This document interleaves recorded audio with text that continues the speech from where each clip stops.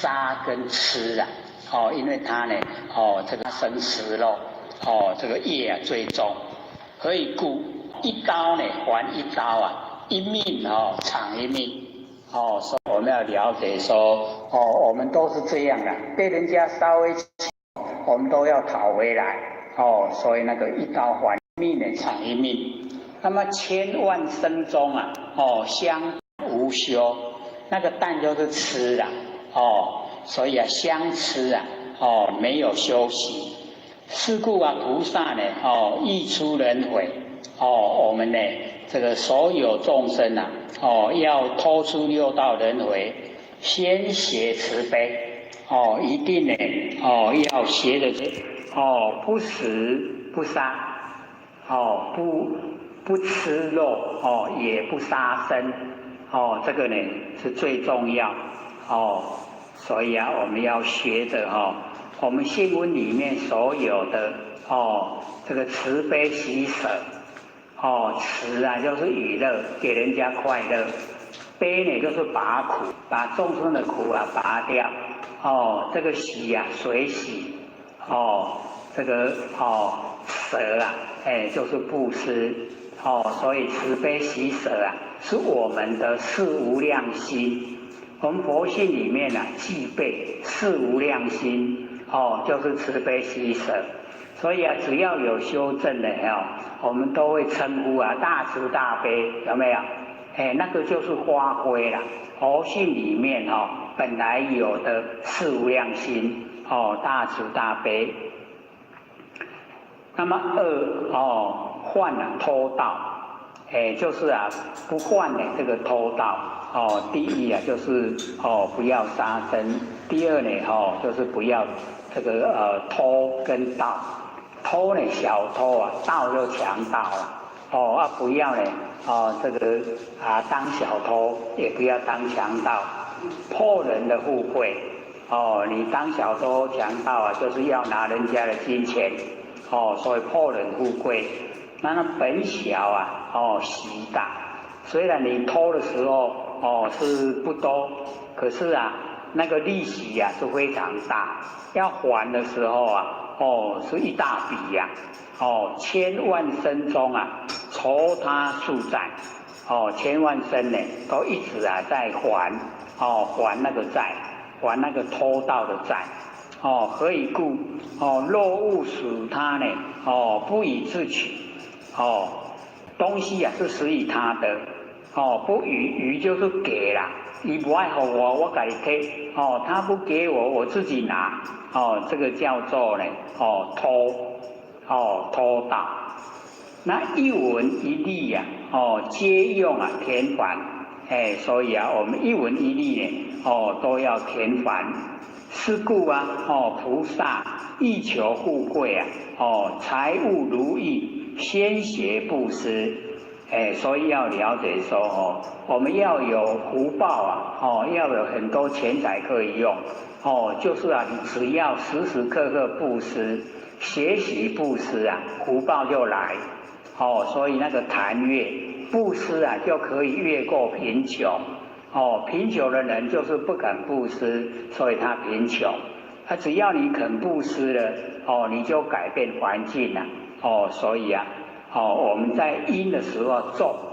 布施，然后果报啊，福报自然来，所以呢，要这个富贵啊，就要这个布施。那么何况呢，偷满，就是啊，布施得的做个美福啊，都已经来不及做了，怎么还可以偷，还可以盗，就不可以。那么第三，善乱呢，患这个隐喻，恩爱啊相残，千万生中啊不得解脱，就是男女之间的那个隐喻呀，这个呢千万生啊，解脱不得，何以故？生死根本啊，所以我们了解那个男女之间呢，就是啊，做会的会生啊。生死的根本，那么淫呢为种子，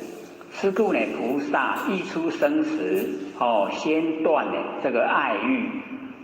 就是不要有那个做爱的事情。那么示范这个妄语，口业相侮，千万声中呢是非相攻。所以我们这个嘴巴各位就是要了解嘴巴讲话很容易就是不要随便讲。我们现在的人很多福都被我们嘴巴用掉了。讲话很容易都一直乱讲话，把该享用的福都从嘴巴讲话已经用掉了，福就不见了。所以这个我们叫这个口要守一点德，有口德福就有。所以这个不要讲这个妄语，那个不实在的话更不能说。何以故？冤家相，冤家呢相报，这个冤家呢都会这个冤冤相报，世事相吞。是故菩萨呢欲求入道，宣邪诚实。就是我们了解说以诚天地呢这个最诚，所以不诚就无物了。假如说我们不诚就没有东西啦。天地非常的诚，你种什么呢它就生什么，所以非常的诚。那我们的人呢就是要学天地，学的这个诚。只要你都诚了自然这个互相之间就可以细水长流，就能够长久都交往。所以那个诚呢是最重要，诚实。那么五患这个饮酒昏迷本性，一喝酒了以后我们这个本性都昏迷了。那千万声中呢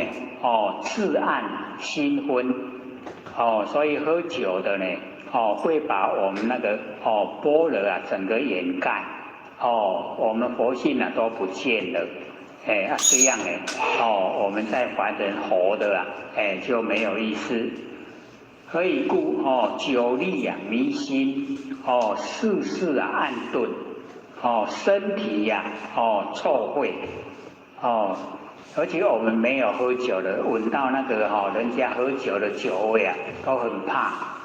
那个味道有的人一闻了以后都要呕吐了，所以那个酒就是臭秽，它放在玻璃瓶内静悄悄了，进入身体就作怪，所以我们就呢不要去喝酒。可是假如说是我们要用药他要借着酒的话那个倒是治疗身体的啦，那个佛允许。闷乱颠倒喝酒了以后闷乱颠倒。是故菩萨呢欲求定心，我们要呢学有定心呢，聪明智慧要有聪明智慧当断呢酒业就是不喝酒。此五种内最大最重。若人前持就是持五戒直成圣道。若人不持永堕沉沦，一失人生呢万劫不复。所以这个大圣金刚经论的最多呢出现的文字就是一世人生呢万劫不复。让我们知道说人生难得现在已经得了，要借假修真，努力的修复佛性的光明清净。那第22章受恶鬼道。文殊菩萨呢问佛：造何等业受恶鬼道？这个恶鬼就是那个喉咙很小，肚子很大那释迦牟尼回答说：一切的众生啊，牵吝财物，贪念啊衣食，偷满宫众啊，施己受用。所以啊，我们了解说，那个牵呐，就是我们这个台湾话讲啊，一仙钱拍24个角，那个就是牵呐。各位还听过吗？这个话有就是啊，吝啬都不肯帮助人家那个就是牵。吝啬吝啊就是吝啬，牵吝财物就是对财物呢能守住的，不肯布施不肯给人。贪念衣食在衣食方面呢都贪念然后偷满宫众施己受用。这个倒是要自己呀检点的啦。假如说我们有上班的地方有这个公用的东西呀，不能拿来使用。这个我们一般都会啊，在哪个地方上班就会拿哪个地方的东西，变成我们自己的那个就是已经呢这个公众的东西呀，施己在受用就已经呢造业。那么有人起话不记一文有人来这个乞讨化缘呐这个都不肯布施，还家呢称骂只图啊自己保暖只有想到自己保暖，不许他人呢恶动他人的恶动都不管。那么寿终呢寿命到了以后决堕恶鬼道中，决定堕入恶鬼道长期虚虚这个烟火细如针它的烟火呢很细，好像针，吞食不下。可是肚大呢如鼓肚子大的好像打鼓的鼓一样头大如山唐逢饮食自然化作龙铜热铁。饿的呢口吐猛火，鼻吃青烟肉形黑瘦夜满地消。所以这个恶鬼很可怜的肚子很饿吃不下东西没办法，那个针那么细都通不过去我们假如说这个假如说已经2餐都没吃了，那个情形怎么样？很饿，对不对？我都一直想吃东西可是这个你看，我们才没有到1天的时间那个是长期的嘞，长期都一直饿都没办法吃所以了解那个苦就是要去接受。我们了解说在凡尘就是很容易改变一落入果报的时候它已经是定了落入果报已经定业，要接受了那我们在凡尘一切都不定，都可以改变的。那么第23章堕入畜生宝这个畜生文殊菩萨问佛：造何等业堕了这个畜生之中？释迦牟尼会回答：一切众生呢贪酒食肉，宰杀禽兽，铺设宴席其欢作乐，果报呢为生，酬钱命宰所以一切的众生呢，我们都是贪酒食肉了。这个尤其过年了这个尾牙都到了最容易见到的场面大家都这个举手干杯，有没有？满桌的都是那一些畜生肉那一些众生肉那可见我们杀生的厉害所以我们了解说堕入畜生所以果报我们吃了在那个酒席宴席吃了那接着它的果报就是当畜生那么又有借人财物啊，为之筹还，或有呢偷骗他人，夺人受用，果报呢为此，所以又有讲说借人家的钱呐，都呢没有还，或是呢还的没有清，或是啊偷骗他人，夺别人的来自己用，那个果报啊就变成畜生，所以我们要了解那个果报都很厉害啦，那我们这个呢就不要去犯了这一些事。那么还人这个钱债啊，只是业绩，当畜生呢来还人家的钱债。佛学就讲啊假如说我们欠人家的钱没有还，然后我们出生机呀要来还债，我们出生一世的时候啊才还300块啊，一下给300块你出世一生啊大概3个月你还个300块，你假如说欠个30万啊，要还多久啊？就很久了所以啊，要了解说我们凡尘都很容易的事情啊，一进入果报了那没得讨价还价了就是该如何就当如何了那么第24章一体呀三宝文殊菩萨呢问佛，云何呢是一体三宝？那佛就回答说性啊是佛宝，如如不动，所以这个很重要了。我们那个佛性的本体呀，它是如如不动都呢一点动都没有了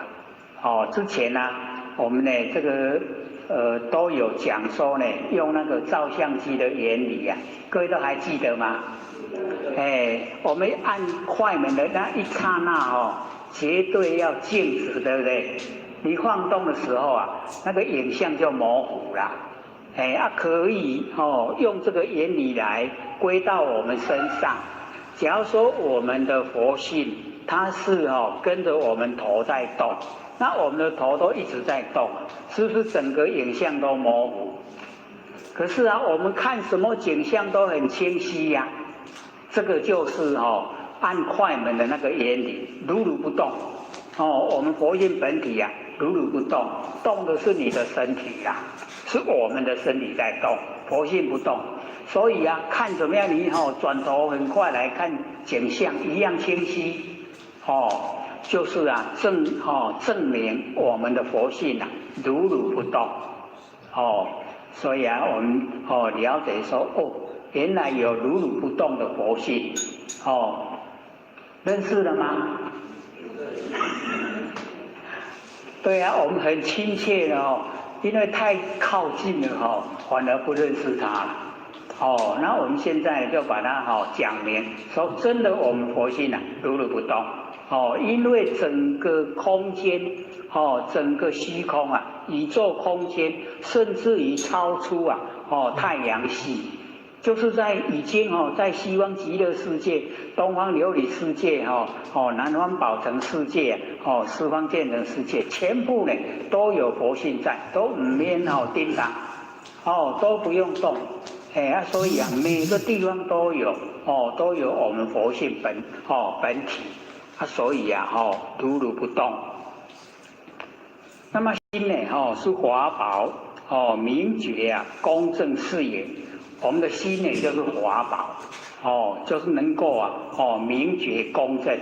只要我们呢这个所见的都是正确都是正道，然后完成的所有一切到我们的心来，马上呢就决断怎么做怎么处理所以心是华宝明觉公正所以它文字不多啦，可是讲出来呢确实都是我们所具备的。那么身呢是身宝清净斋戒这边呢就讲到我们的那个持斋就是能够清净斋戒能够呢这个素食，所以一体三宝，所以我们呢这个佛法僧呢都在身上。那佛呢在我们求道来讲，就是我们玄关，法呢就是五字真经，僧呢就是合同，所以一样是一体三宝，就在我们身上都具备。那么第25章三种呢境界论，文殊菩萨呢又问佛如何是三境界？那么佛回答：第一恶心去尽，所以最重要就是要把恶心我们心里面不好的那个念头不好的心全部都去尽。那么第二个呢善心写满这个善充满我们整个心胸。那么第三呢度尽众生我们是要度尽众生，所以我们了解说一个念头就是一个众生，那我们有念头要把它度尽度到都念头都没了就众生度尽了。所以我们念头没有修的时候非常多了越修的时候念头就越少就表示众生都被我们度尽了度到后来一念不了，众生没有了这个呢从我们内心来讲，当然外面呢亲朋好友只要有缘呢我们就努力去度化，希望他呢能够走入佛菩萨世界。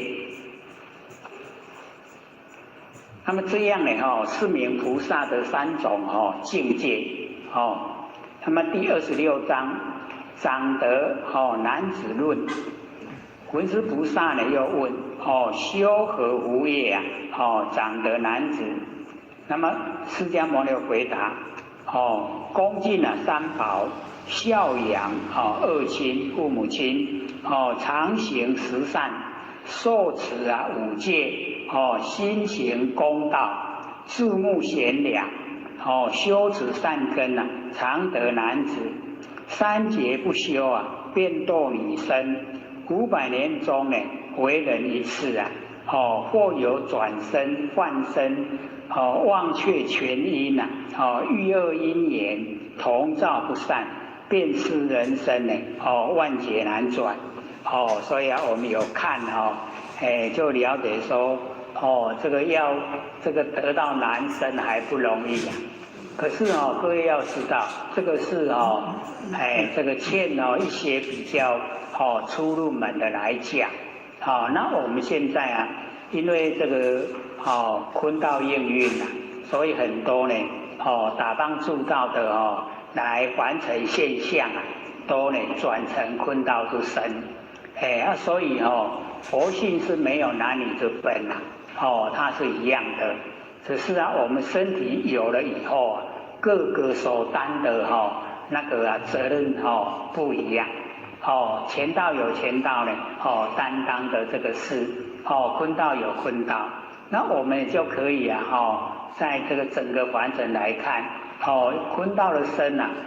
这个比较要劳累养儿育女大部分呢都是这个坤道在担当所以比较劳苦，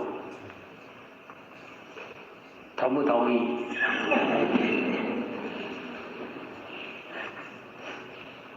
虽然说这个孩子一生下来是夫妻共有，可是大部分我们看当母亲的都比较辛苦男生当然在外面打拼也是很辛苦，可是他的接触面比较广比较呢没有那么这个受苦的那个感觉。可是坤道接触面比较窄那一直就生活在比较狭隘的那个环境里面就会产生这个很多的一些苦闷影响出来一些问题所以啊，我们呢就是了解到说，现在有这个机缘，求道修道哦，努力，只要你努力了，就可以改变。好啊，只要心境改变了，好，整个好人生也就可以改变。好，都在自己掌握之中了。好，那假如说我们受着这个命运的摆布啊，好，那就很不理想了。好啊，我们呢就是要掌握主动。就是啊，不造业，然后啊不受苦，然后呢，救度众生，有这个明确的目标啊，生活的呢，就会过得比较如意，比较这个理想，所以啊，不用这个欣赏说男子身啊，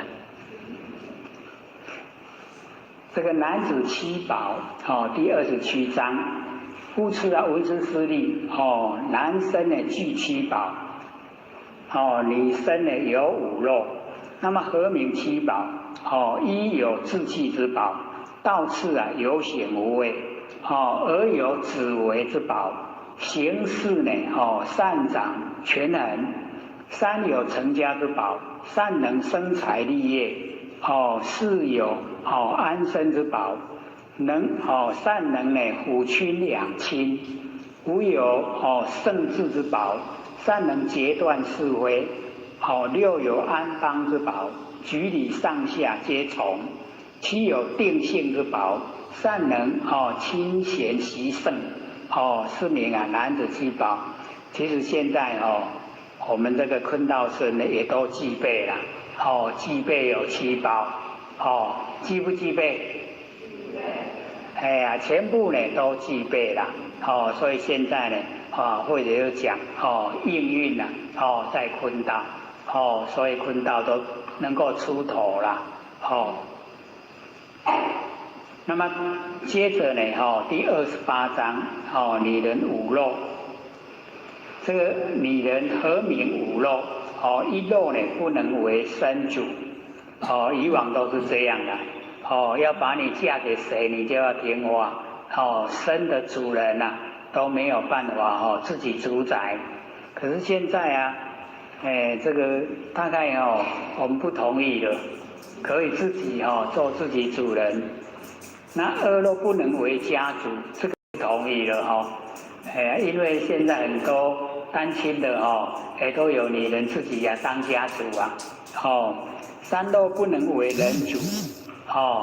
人呐，就是啊，小孩子啊，不能自己要他呢跟谁，这个我们也一样，现在也都不同的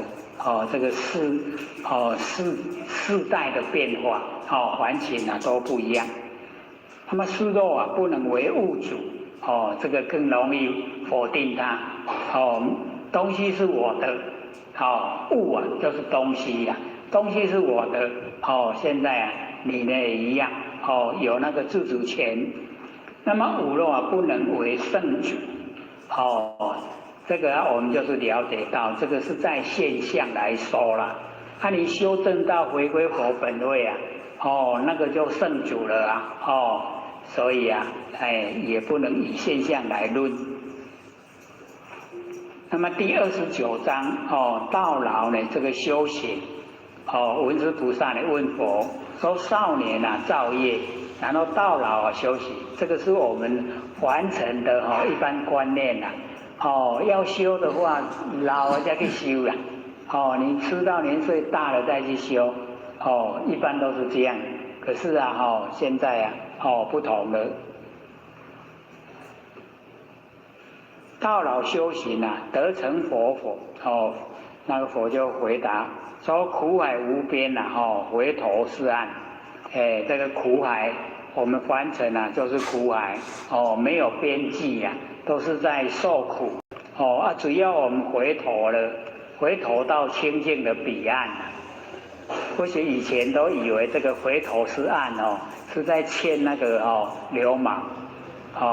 后来才了解说不是嘞，是每一个人嘞。每一个人只要你回头了精神不外放你就已经到达清净的彼岸。那么若人呢，心发愿修行舍非从事改恶向善常斋戒酒，参头名师啊，得正见者，不拘老少皆成佛道。所以文师呢在问这个释迦牟尼佛说：少年造业老来才修行，这样可以成佛吗？那佛就回答说呢，不管你什么时候修都可以成不管少年，不管是老年，只要你有心修都可以成。只要你具备了正见，八正道的第一个正见，各位都还记得吗？八正道，正见、正思维，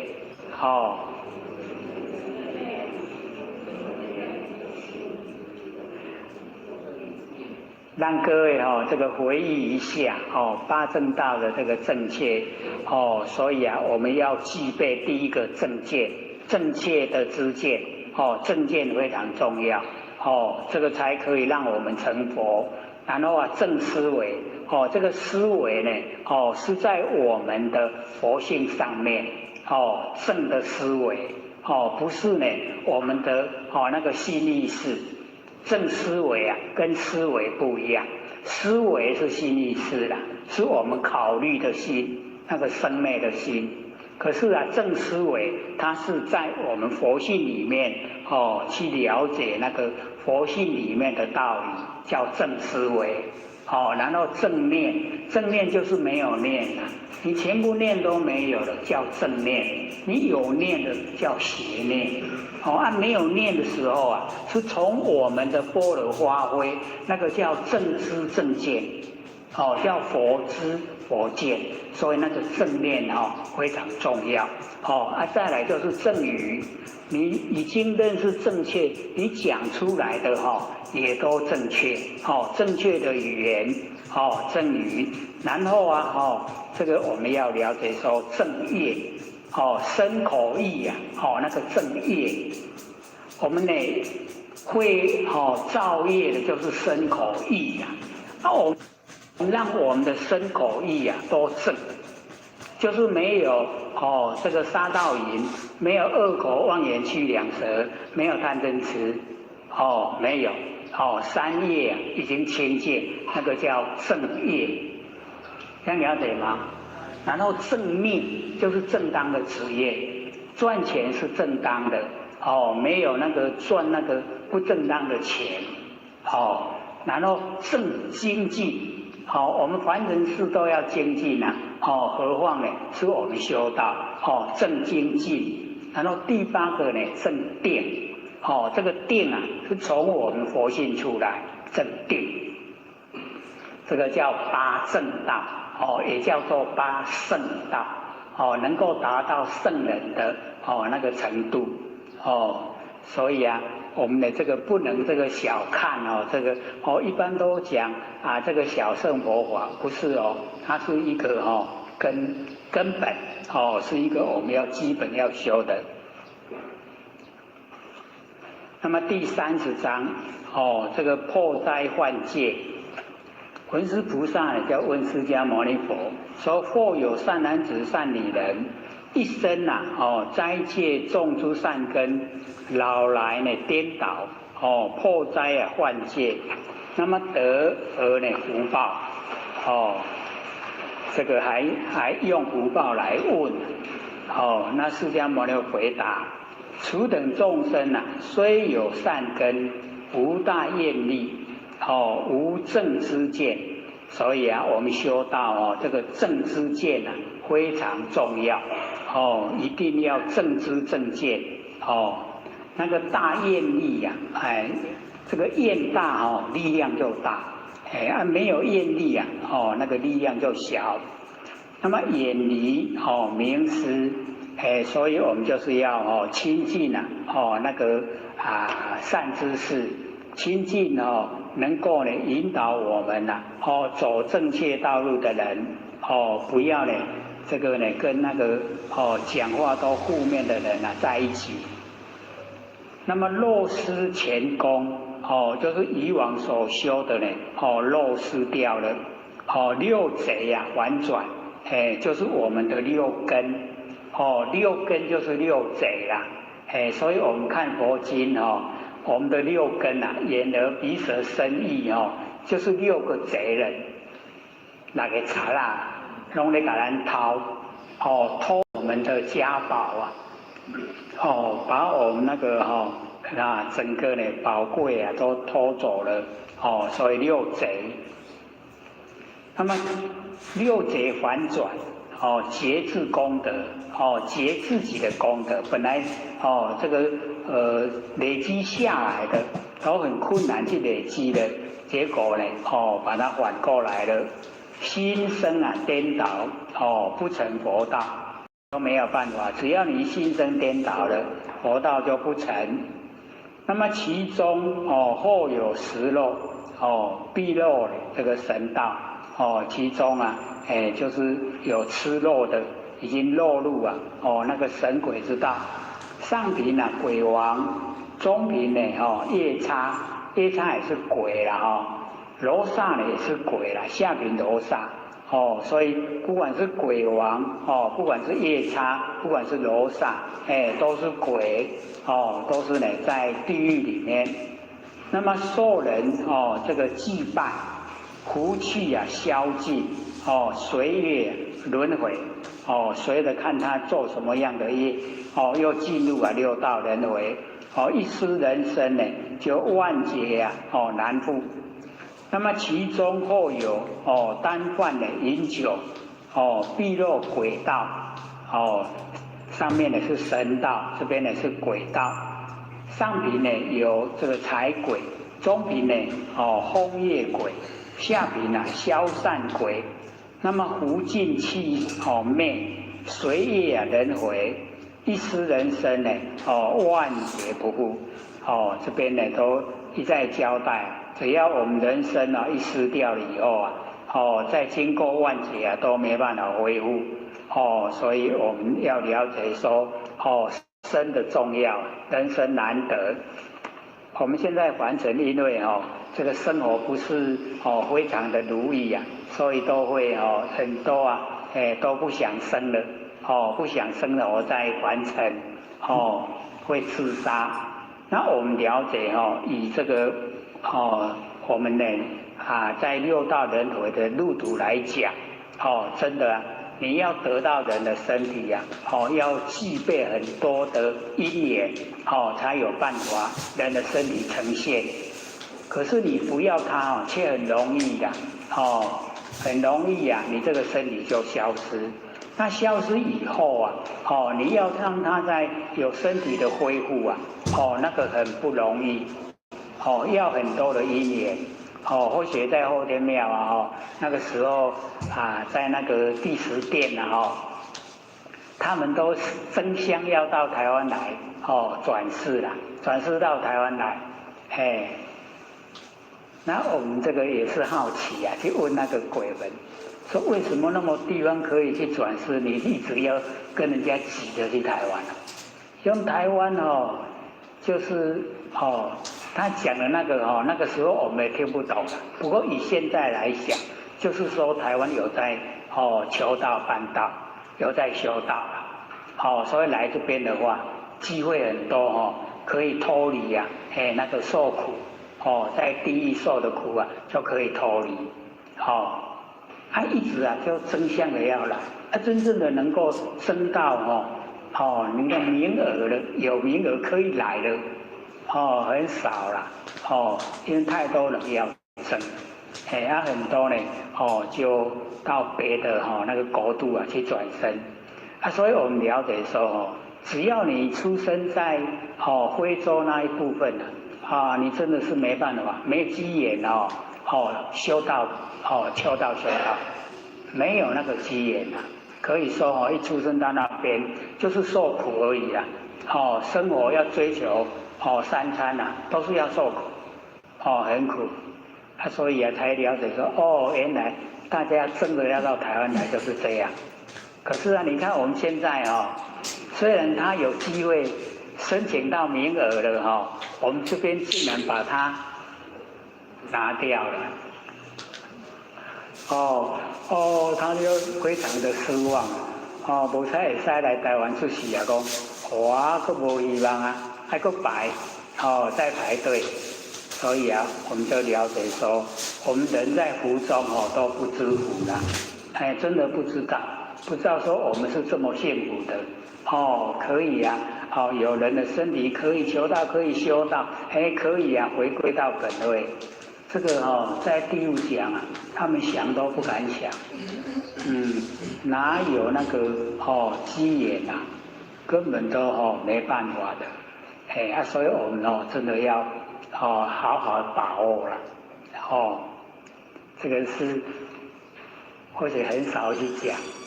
因为不愿意在后天庙的事就不愿意再说。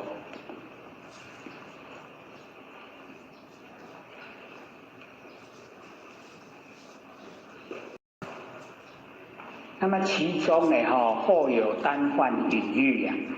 碧落魔道，上品呢魔王，中品啊魔女，下品啊魔女，福气啊消尽啊，随业轮回，一失人生啊，万劫不复，所以我们了解说这个隐喻呀，都是各位就了解到我们那个取那个心啊，隐喻之心啊。它就有魔的那个成分在里面，所以啊，我们只要落入魔道，魔王、魔民、魔女都不好了，希望都呢不要呢跑到那一种不好的环境去。那么其中或有单泛的妄语，未得还没有得到说得到了，还没有证悟啊说证悟了。空腹啊，高薪，空腹呢就是啊，实在没有学到什么啦。高薪呢就是骄傲啊，必成啊妖类，空腹高薪呢就变妖类。上品啊，魑魅；中品魍魉，下品啊迂草护木。这个魑魅魍魉啊，这个我们或许就是最。这个了解到老一辈的就讲，魔神啊，有没有听过？或许那个时候因为人口还不是很多或许是33年次的啦，所以或许的那个弟弟呀，那个被那个魔神啊，他看你蒙阿波灌如塞，然后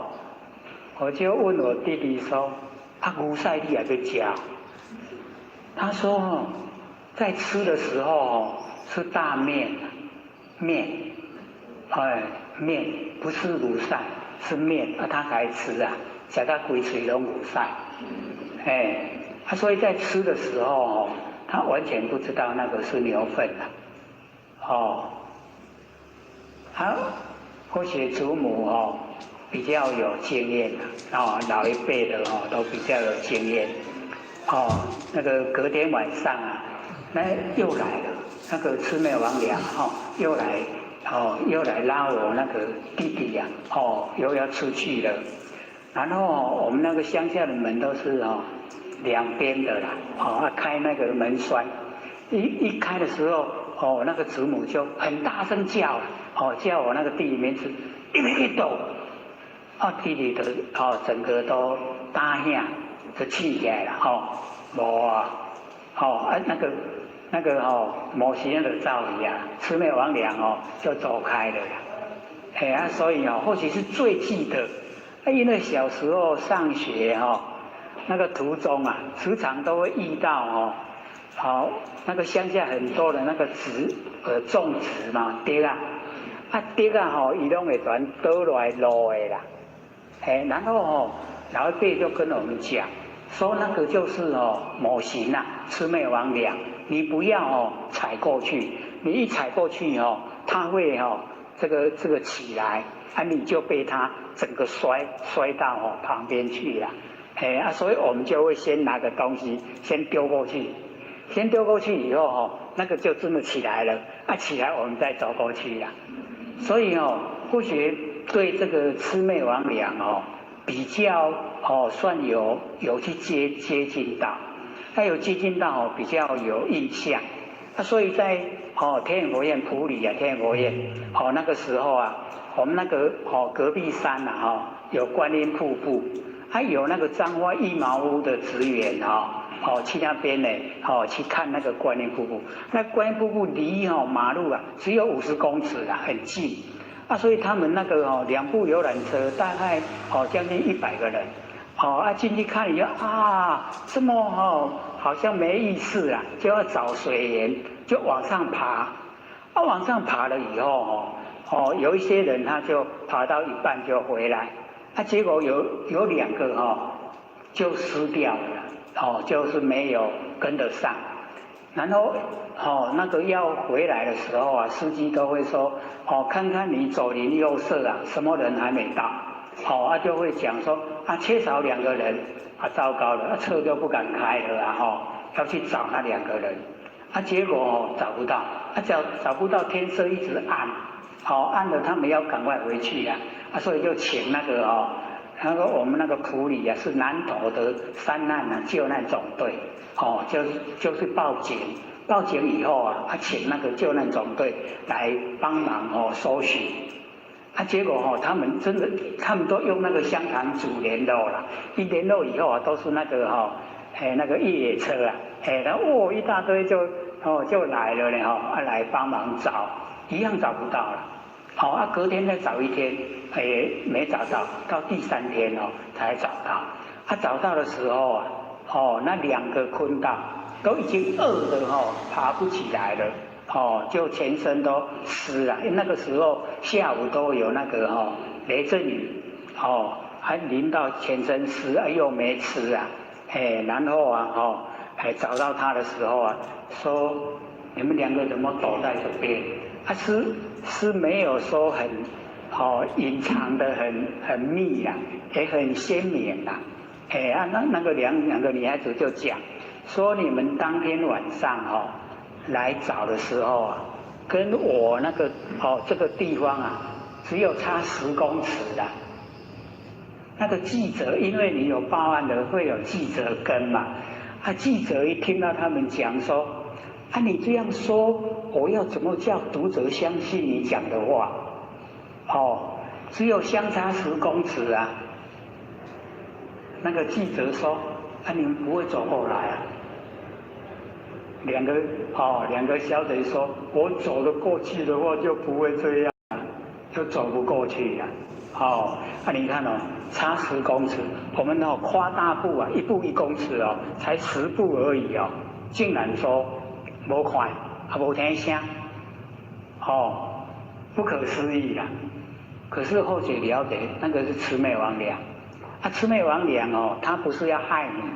他是要作弄表示说你没有善佛性又不亮不光，那他要作弄你让你吃亏，只有这样而已那个真的是会要命的嘞所以我们了解说这个天地之间无形的东西，那我们现在因为人烟稠密那个魑魅魍魉不容易这个现身，不容易存身他要在没有人的地方才可以所以只要你到比较没有人的地方可能就会遇到。那我们修道就很重要了或者都强调只要你有浩然正气魑魅魍魉不敢作弄，而且要保护你，你看多好所以我们了解说你只要是落单了，在空旷的地方没有人烟了，你就会遇到魑魅魍魉那个时候假如说我们本钱不够真的就是很危险后来在我们那个埔里天眼佛院附近就有一个逃兵就是当兵逃兵，然后已经宪兵在抓，然后他就那个逃兵就一直往山里面就是逃。那个山我们都时常去因为水源我们那个山的水都是那个出泉水然后我们时常去看水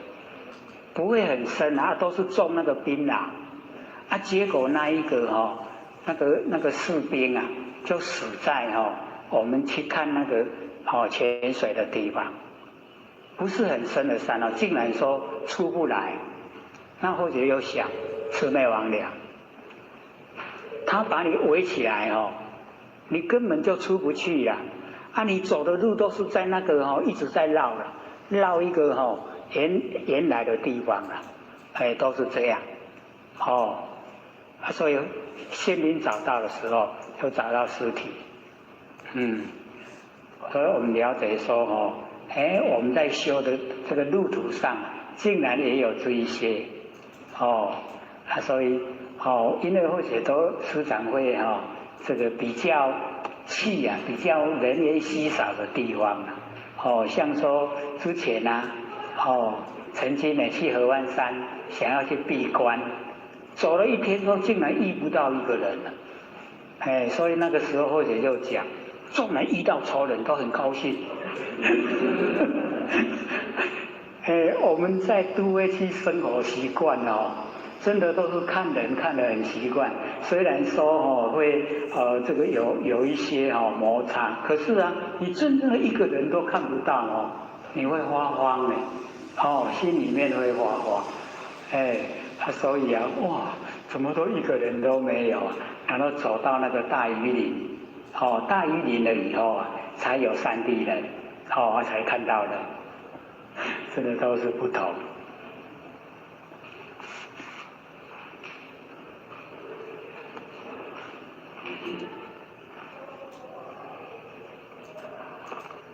我们也讲到那个魑魅魍魉那么妖气善尽随业人回，一失人生万劫难复这个都这样交代。那么其中后有多嗔怒者虽有福德，必落修罗恶道所以我们了解很多佛经我们说虽然是6道轮回，可是释迦牟尼佛都把那个阿修罗道去掉，说5道那我们呢都把阿修罗道列入善道、三善道，可是佛就讲阿修罗它是每一道都有天道有人道有，然后畜生道有，然后恶鬼道有，地道有，都有阿修罗。阿修罗呢就是好战斗拢要心拢要甲人安尼拼上品阿修罗王中品阿修罗众，下品呢阿修罗女常好呢斗争，就是常好斗争阿修罗就是常好斗争受劳不喜，福气消尽随业轮回，一失人生呢万劫所以我们了解说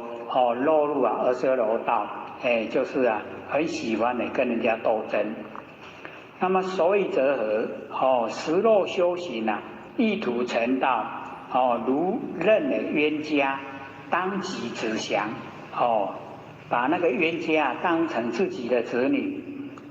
欲求相亲无有是处。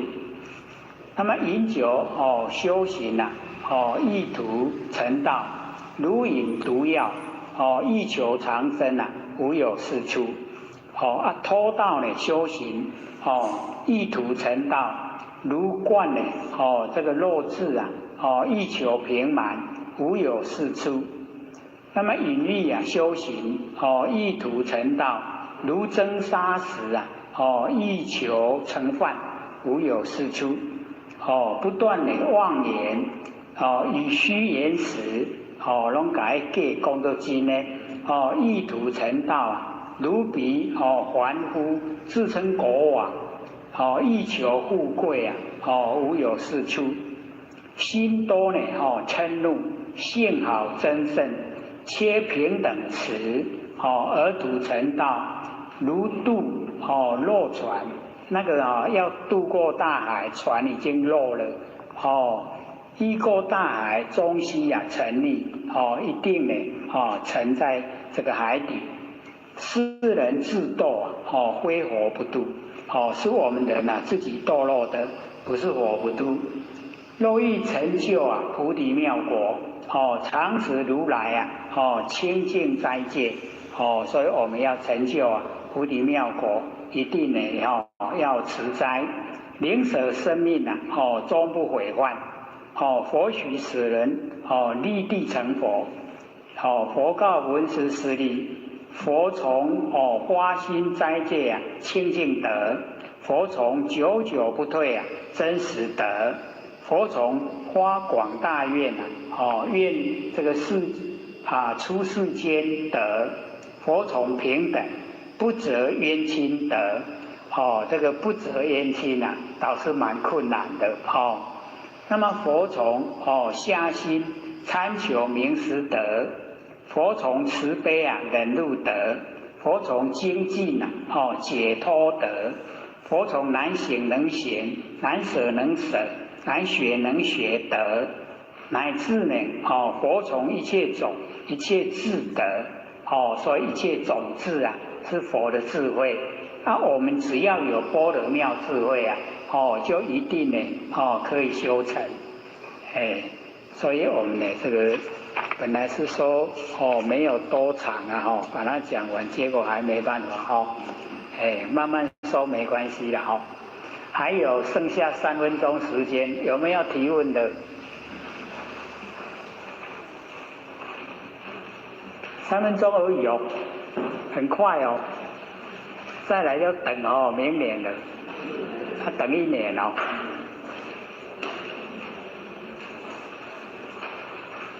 有疑就必问这个疑就是解感所以或者之前就讲，我们从疑就产生颠倒，从颠倒就产生妄意，从妄意就产生无明，从无明就产生悭贪嫉妒。所以一有疑了那个一定赶快消除，不能让它一直连续下来都不好。没有没有，为什么要下课了还2分钟，好请说。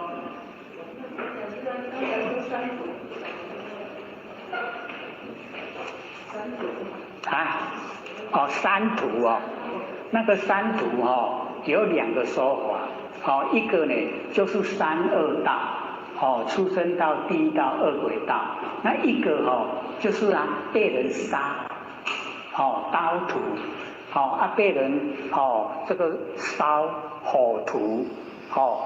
这么说的去爱跳门水土，就是生功中不好的遭遇不好的遭遇叫三途，3个很不好的那个道路，很不好的途径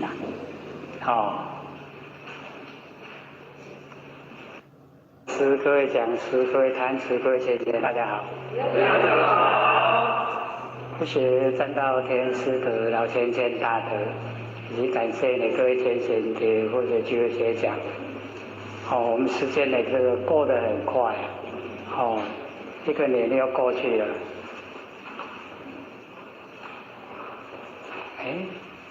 我说了那么多没课本了。我们这个大乘经安经论还没有讲完，已经剩下最后这个一点点，在里面吗？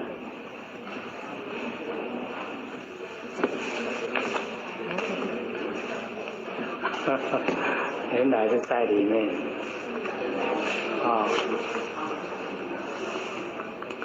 我们讲到这个第几章了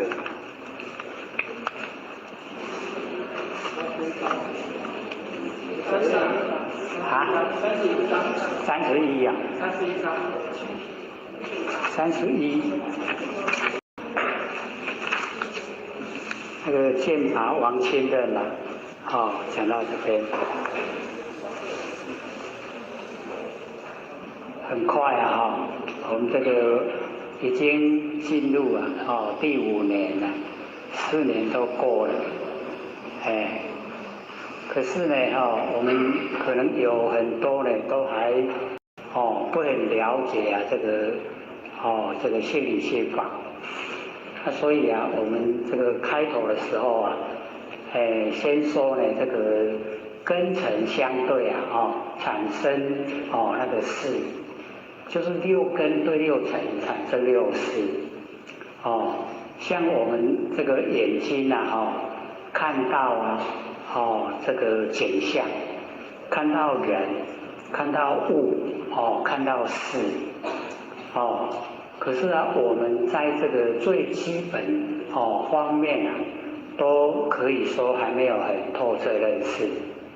那我们要呢知道说，眼睛啊，就是一个因，然后形象啊就是一个缘，然后因缘汇合啊，就产生我们的眼识。这个事啊，我们就是说心。我们的心啊，就是跟尘相对，眼睛跟形象，跟事情、跟人物，接近了以后，然后产生的。然后这个心啊，我们就了解到，它不固定，这个变化呢也很快，它也很大。所以我们要了解啊，凡尘的所有万事万物啊，都是因缘这个际会，因缘相遇的呈现，因缘消失啊，就没有了，就有变化。所以假如说我们对这个基本方面啊都认知知道，我们凡尘的所有万事万物，包括我们人在内啊，都是因缘汇合，然后才呈现。因缘消失啊，都不见了。所以我们假如说了解到凡尘的万象万事啊，都是因缘际会才有。那假如说知道了，我们就不会住相，心里面啊，就能够比较豁达，也比较自由。所以我们从根本方面着手，就是了解到我们以往所讲的大部分都比较纲要，可是呢太过纲要了，反而基本的下不知道。所以啊，我们把基本的先了解。比如说我们讲根尘相对产生啊那个是这个是要记的方面啊，纲要来记。根就是眼耳鼻舌身意。那我们相对的尘，就是六尘，色声香味触法。根尘相对的就产生了我们的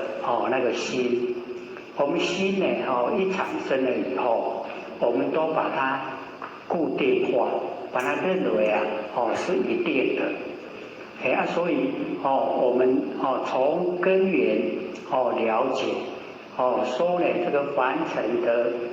所有一切都是因缘际会然后才产生的现象。所以我们讲到呢，它的根底就是万法皆空。我们对万法皆空都时常听。都很熟悉了，耳熟能详。可是我们对那个万法里面的内容很少说深入的去探讨。它万法怎么来的？像我们在推广说万缘放下，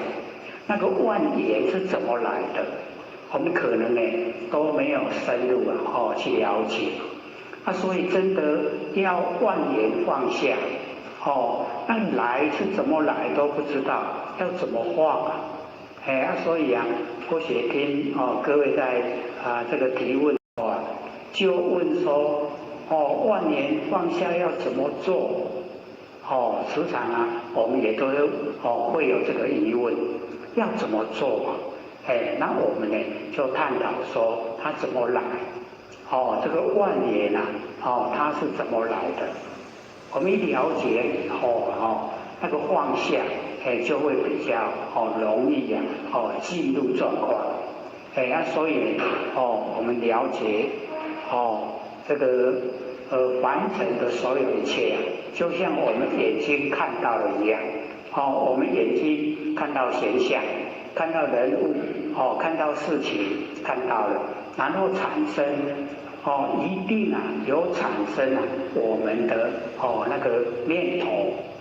那么这个念头的来呀，各位可能都会啊，同样一个景象一个事情，可是啊各位了解的程度跟产生的心啊，一定呢不会一样。那所以我们都知道这个我们在凡尘所生活所产生的心啊。都是啊，我们的主观意识，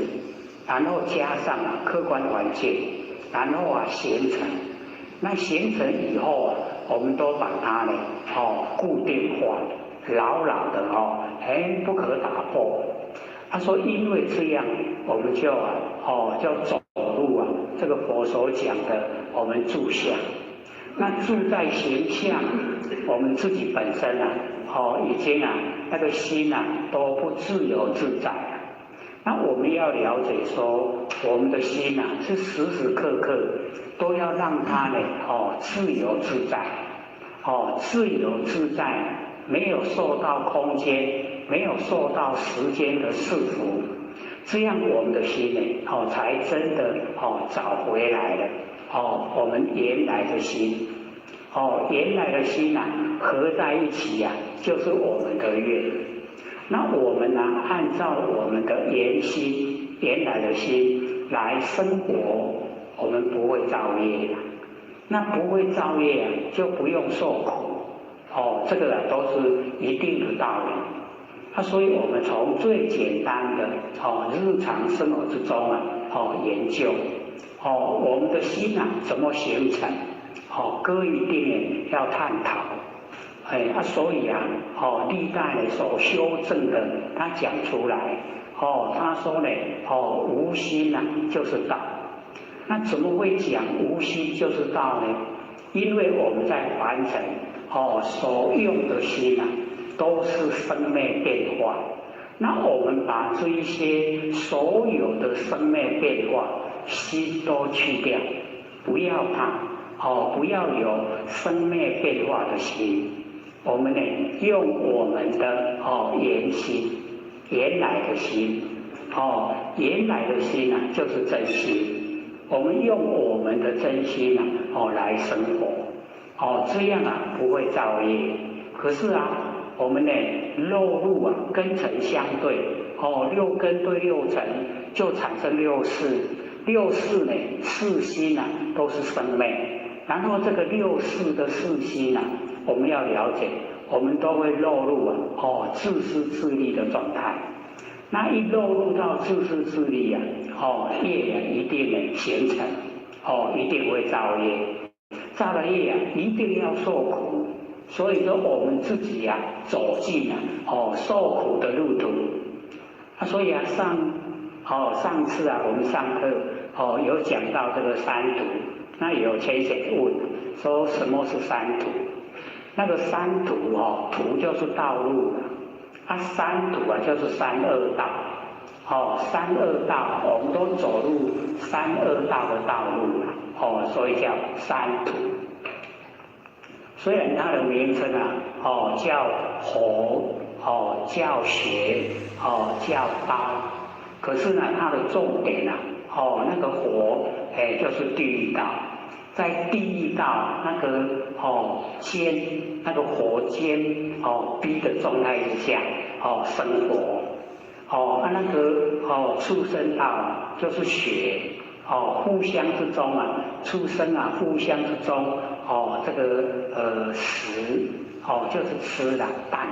那个蛋就是吃的意思，互相你吃我，我吃你，然后那个恶鬼道就是在刀途之中，所以三途啊就是三恶道。那我们要了解到，我们在凡尘，假如说以现在的世界流行，然后走路的大概啊，我们这个人生啊一失掉以后啊，就走入三恶道，一定呢要去受这个我们自己造的那个果报。所以啊，我们呢自己啊可以脱离的可以不要这个三个道路三恶道的道路，我们可以不要走。我们人在生活之中都感觉说，都是受煎熬，不是说很如意。那何况你走入三恶道，那更不可想象，受苦的程度更加这个百千倍。那我们现在都已经哀哀叫了，走入三恶道更不用说，因为不会哀哀叫，为什么？不知道怎么哀哀叫，已经不知道了。所以我们现在可以知道，可以预防，我们在生活之中过的就是严心的生活，这样子呢，我们恢复到我们的本来。所以佛姐都一直鼓励一定要明心见性。然后明心见性很简单不困难。我们先把凡尘用的心，这一些世心、生灭的心全部都认识。我们认识不是说不要在这一种这个现象之下生活，一样要。可是我们心态改变，只要我们心态改变了。我们了解说，我们真的就像刚才唱的善歌一样，我们修天道是最幸福的。真的就是这样。能够走入幸福的道路。这个天下没有办法跟我们的修天道来比。尤其我们用这个钻研心理心法，了解到我们的慧命它不生不灭永远都常在。所以我们就在日常生活之中就把它启发。我们有常住真心那个言心它就是常住真心，它不会变化。我们把我们的常住真心都已经启发在生活之中。生活之中都是原心，原来的心就是本心就是良知良能。那我们本来都有，因为被凡尘引诱，然后才慢慢这个把它掩盖忽略不去注意它。那我们要了解，不是说不注意它就没有一定都还在。所以我们找回来把原心找回来。然后我们走路这个真常日常的生活之中都真常，是真的，是常的，是不变的我们已经在日常生活之中就已经回到佛的世界不是说很困难看我们愿不愿意只要是愿意的话我们了解到我们佛性里面没有贪嗔痴，佛性里面没有脾气毛病那我们把我们能够发现的脾气毛病去掉，把我们能够发现的贪嗔痴慢疑全部去掉。那去掉以后就真的回到原心，原来的心就是常住的真心。那所以我们做万缘放下，因为万缘都是妄不真都这个因缘汇合的时候它才呈现。因缘消失它就消灭。所以我们了解说，在生活之中，我们所面遇所遭遇到的全部都是因缘汇合。这一些当下都是空的，都虚幻不实在。那我们把这一些虚幻不实在呢，当成真的，所以啊，我们才起后造业，起了迷惑，接下来的行为啊就造业。那我们假如说不起惑就不造业，不造业就不受苦，这个是一定的道理。所以我们一定呢，在生活的时候啊，就了解到我们所面对的一切啊，都是因缘的汇合才呈现，都是假的，不真。那我们面对它呢，并不是要把它破坏，不用破坏，让它都存在。可是我们已经知道它会变化，它是假的，只要知道就好。知道了以后啊，我们不会住相，不住相了以后啊，离相，离相了以后啊，心啊自由，心自由了以后啊，能够得到佛的那一种那个程度。所以只要我们肯追求啊，那个都可以啊呈现在我们日常生活之中。所以我们就是要从最根源万缘啊，就是万心。而我们的万心啊，都是妄不真。我们把这一些啊，都全部放下，叫做忘尽真显。忘尽了，已经没有忘了，全部啊，常自真心啊，都呈现。所以啊，做万缘放下，只要你想到什么，知道什么，知觉什么。这个都是缘，万缘都是妄心，所以啊，我们都把它放下，全部都放下了，我们越来的心啊，就越清净，越清净啊，越接近我们的本性。那我们本性啊，在日常生活之中啊，都能够呈现，能够呈现的时候啊，我们呢就已经呢，在现位之中生活。那么在现位之中生活啊，可以说啊，已经啊走入慧命，不是生命。我们身体啊是生命，佛性啊是慧命，有智慧的生命。所以我们了解啊，我们要呢启发我们的慧命，慧命啊它不会死的，我们一定呢要自我培养，它不会呢天上掉下来。只要你培养，它就呈现；只要你看重它，它就分量就越来越重。只要你进入了我们的法性，我们佛性之中啊，可以了解到那个所有的一切啊，都是功德。所以啊，功德啊，六祖就讲，要在呢我们的佛性之中来寻觅，寻找我们的功德。那见不到我们的本性啊，那个都谈不上功德。所以我们进入佛性的所有的一切都是走入功德。所以了解见性啊是功，然后平等啊是德。要了解到，不管身份地位大家都是平等。那只要你能够平等的，那个德啊就呈现。所以我们那个平等心啊，就是在日常生活之中培养我们的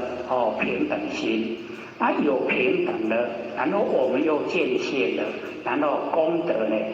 就日日在生活之中添加，一直累积，然后我们能够升值得本，能够有这个德的根本，然后我们那个心理心法的了解程度就越深入，然后我们的生活就会越觉得非常有意义。所以或者都讲，我们呢研究要先把凡尘的一些诱惑，凡尘的一些这个新闻电视稍微这个就是拼除一下，不要看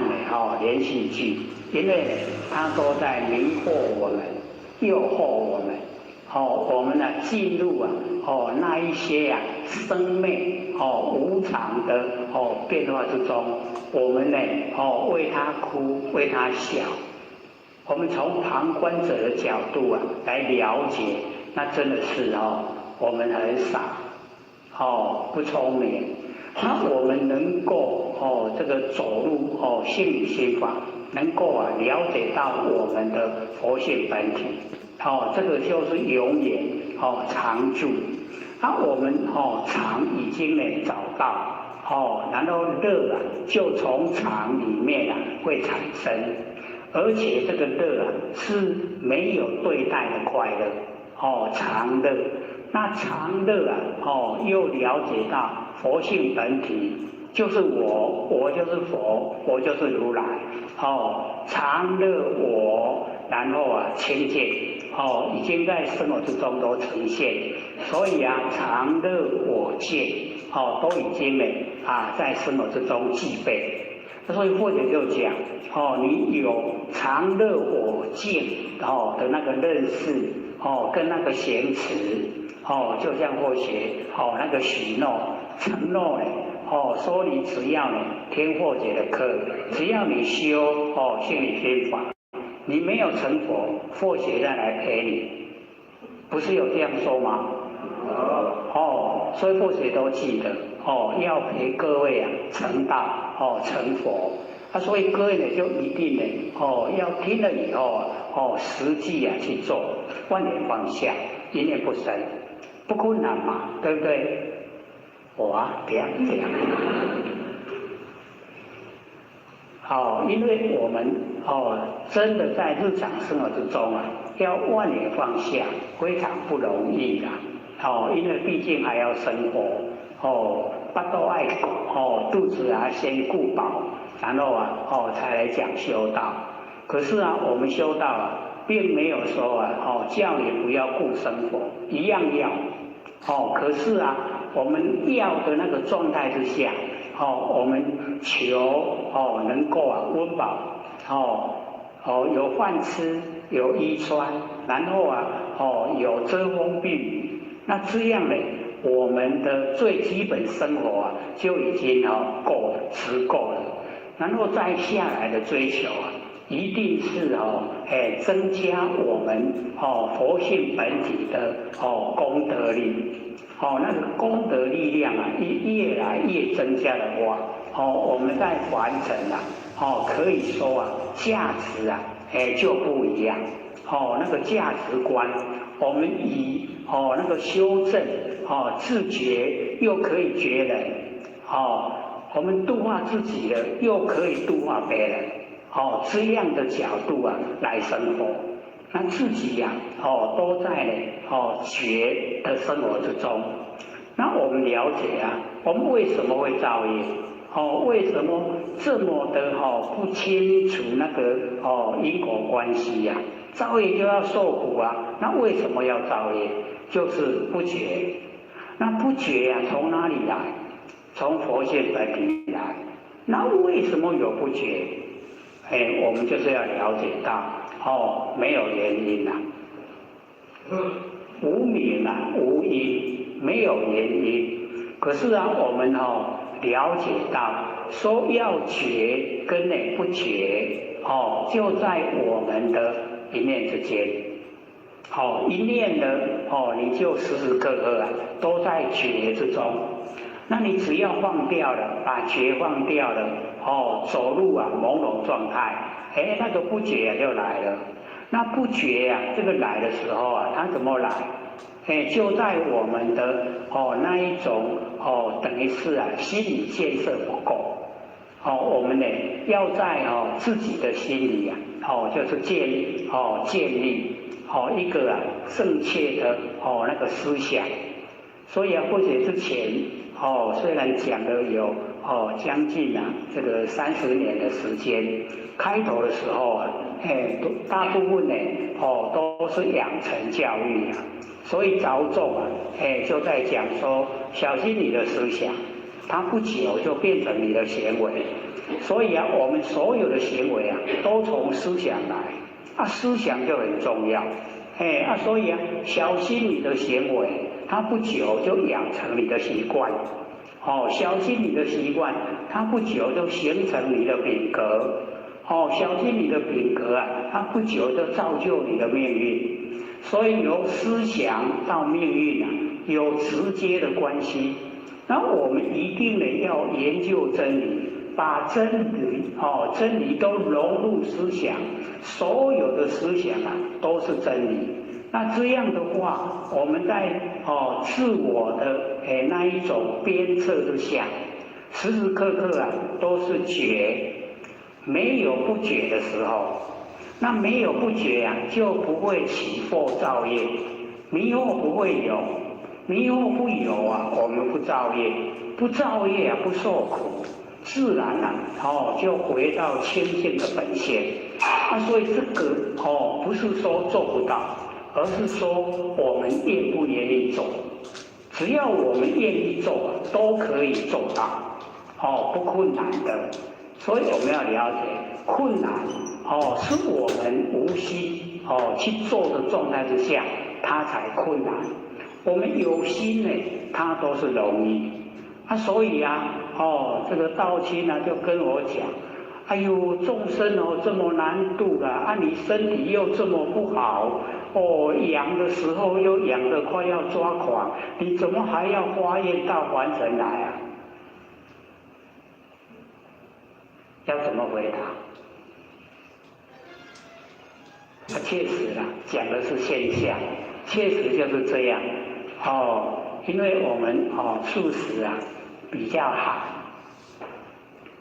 比较寒那个寒啊就形成我们体内寒，外面热，就形成皮肤痒。那皮肤一痒的时候啊，它已经那个氧的那个成分深入到骨髓，骨髓里面氧，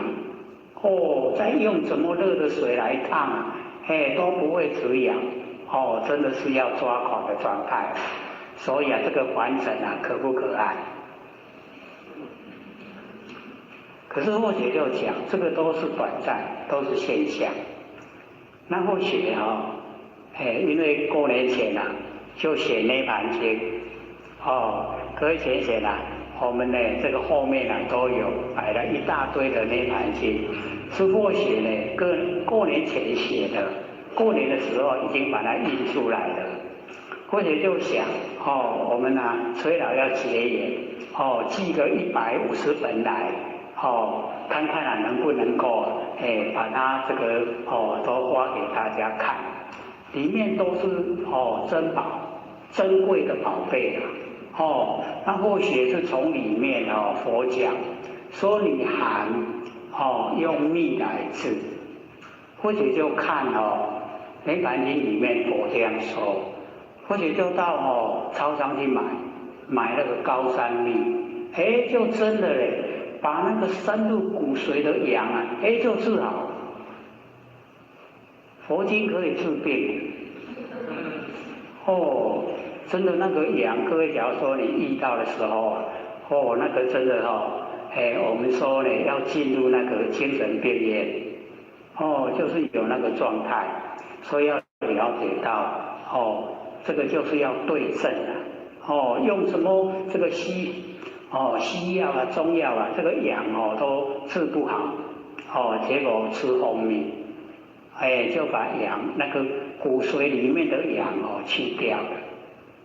哇，真的很高兴。所以了解到说，我竟然写佛经还可以找到秘方。然后说我们假如说身体里面热病的话，用那个乳那个熟酥啦。就是鲜乳，然后提炼以后那个可以治我们热病。那风病的话呢，用油，酥油可以治风病。所以佛在4000多年前讲的话，现在呢还可以使用，真的是可以用。所以呢。或者都鼓励我们呢能够拿回去看，这个浅显说哦，还不要讲了，你讲涅槃就涅槃的啦。不过我们是要知道里面的那个修道方法。因为涅槃经是佛进入涅槃的一天一夜所讲的话，那已经要涅槃了所以不能再有一些那个秘密要留着，因为进入以后就没得说了，所以全部都把怎么修到怎么程度要怎么样到达最高程度全部都交代。所以或者就全部把它最重要的部分写下来。前文非常的长，所以或许抄的并没有全部了，只是说对我们有利益比较能够取用。我们马上可以看了以后，马上可以做，这一个呢角度把它写下来，所以呢各位欢迎各位拿回去看，那要不要讲或者就讲，因为我们承诺这个《金刚经》讲完以后就讲《维摩诘经》，《维摩诘经》讲完了以后，还有这个机会的话，我们再来讲涅槃，也是蛮长的啦，很长的那个经典，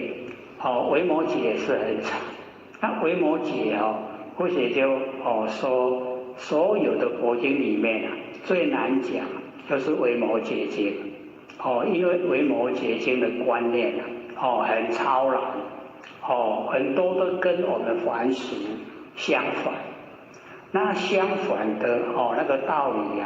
你要讲的话，一定要透彻，让我们知道他为什么讲相反的角度。那了解以后我们的信心才能够建立，有信心了以后我们才能够这个深入。所以佛都讲这个佛法这个很深难解，很难去了解，唯信能入，就是只要你相信了，你就可以进入了。那你不相信的纵然是很浅的道理你也没办法了解进入。所以我们了解说这个所有的经典都是要我们成道，要我们成佛。那看我们的理解程度是到什么样的状态，我们一定不管是基础的功夫不管是中间修持的过程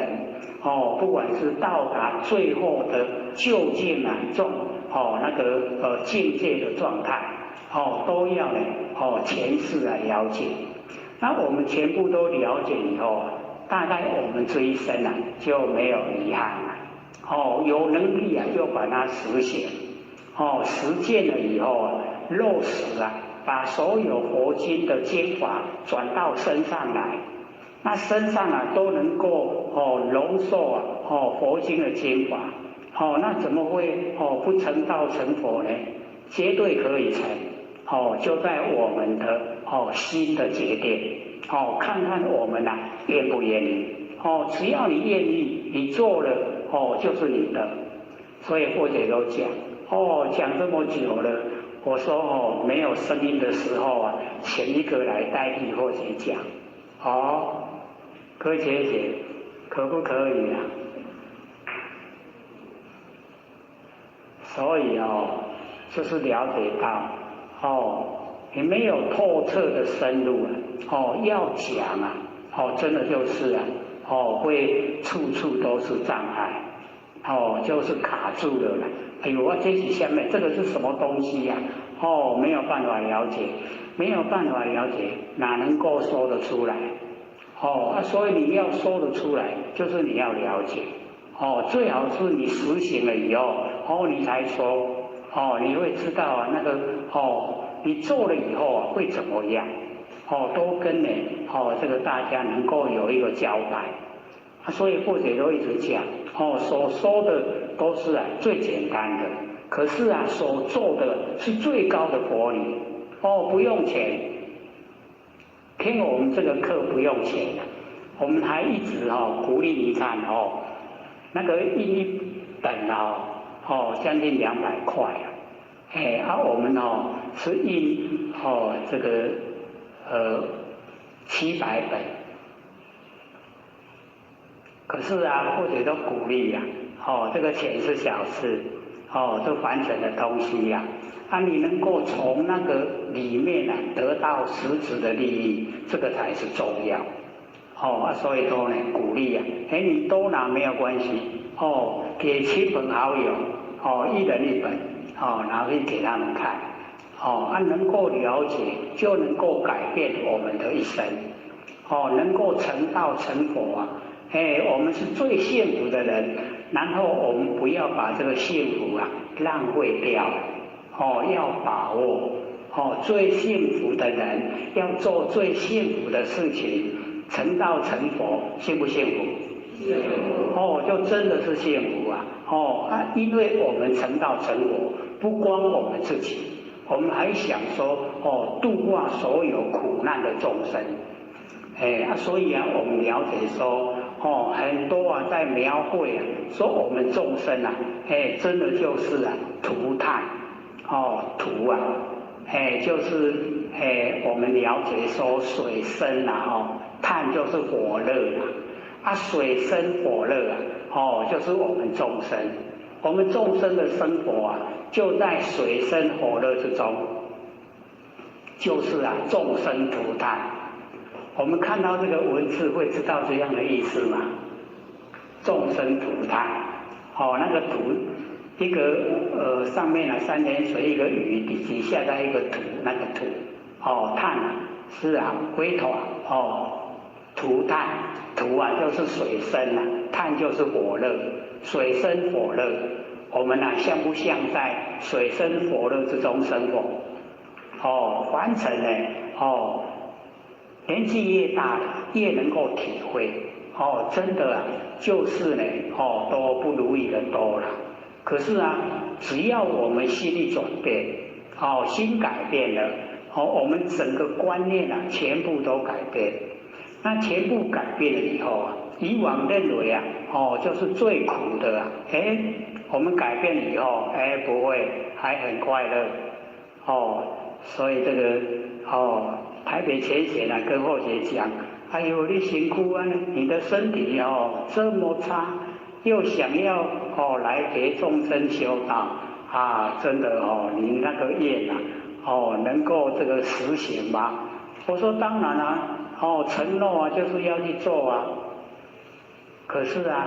那个病痛都是暂时的啦。我们佛性里面没有病痛所以要了解我们的慧命里面都没有凡尘的所有我们所有的凡尘遭遇那一些佛性都没有没有苦啦，没有难，苦难没有烦恼没有可是我们有现象有身体这一些都有，都具备。所以我们就是了解到这个一大不调百一变生，四大不调四百四变。所以我们生病是非常正常的不病才奇怪所以众生都有病因为众生都有病佛就跟着生病佛也生病为什么？因为众生病那里我们了解到这个现象之中我们在很如意的状态之下已经呈现了很完美的生活，就要好好把握努力的来修正我们那个清净光明的本性不会困难一定要了解凡尘的万缘都放下这个万年际会了才呈现现象。那我们从现象产生心，那这个心它呢要了解到随着现象变化，所以不固定。那我们这一些这个所有的妄我们要认识要知道，然后不住相。我们能够离开形象我们《金刚经》里面就有讲若离诸相则名诸佛。你离相就是佛了，容不容易啊？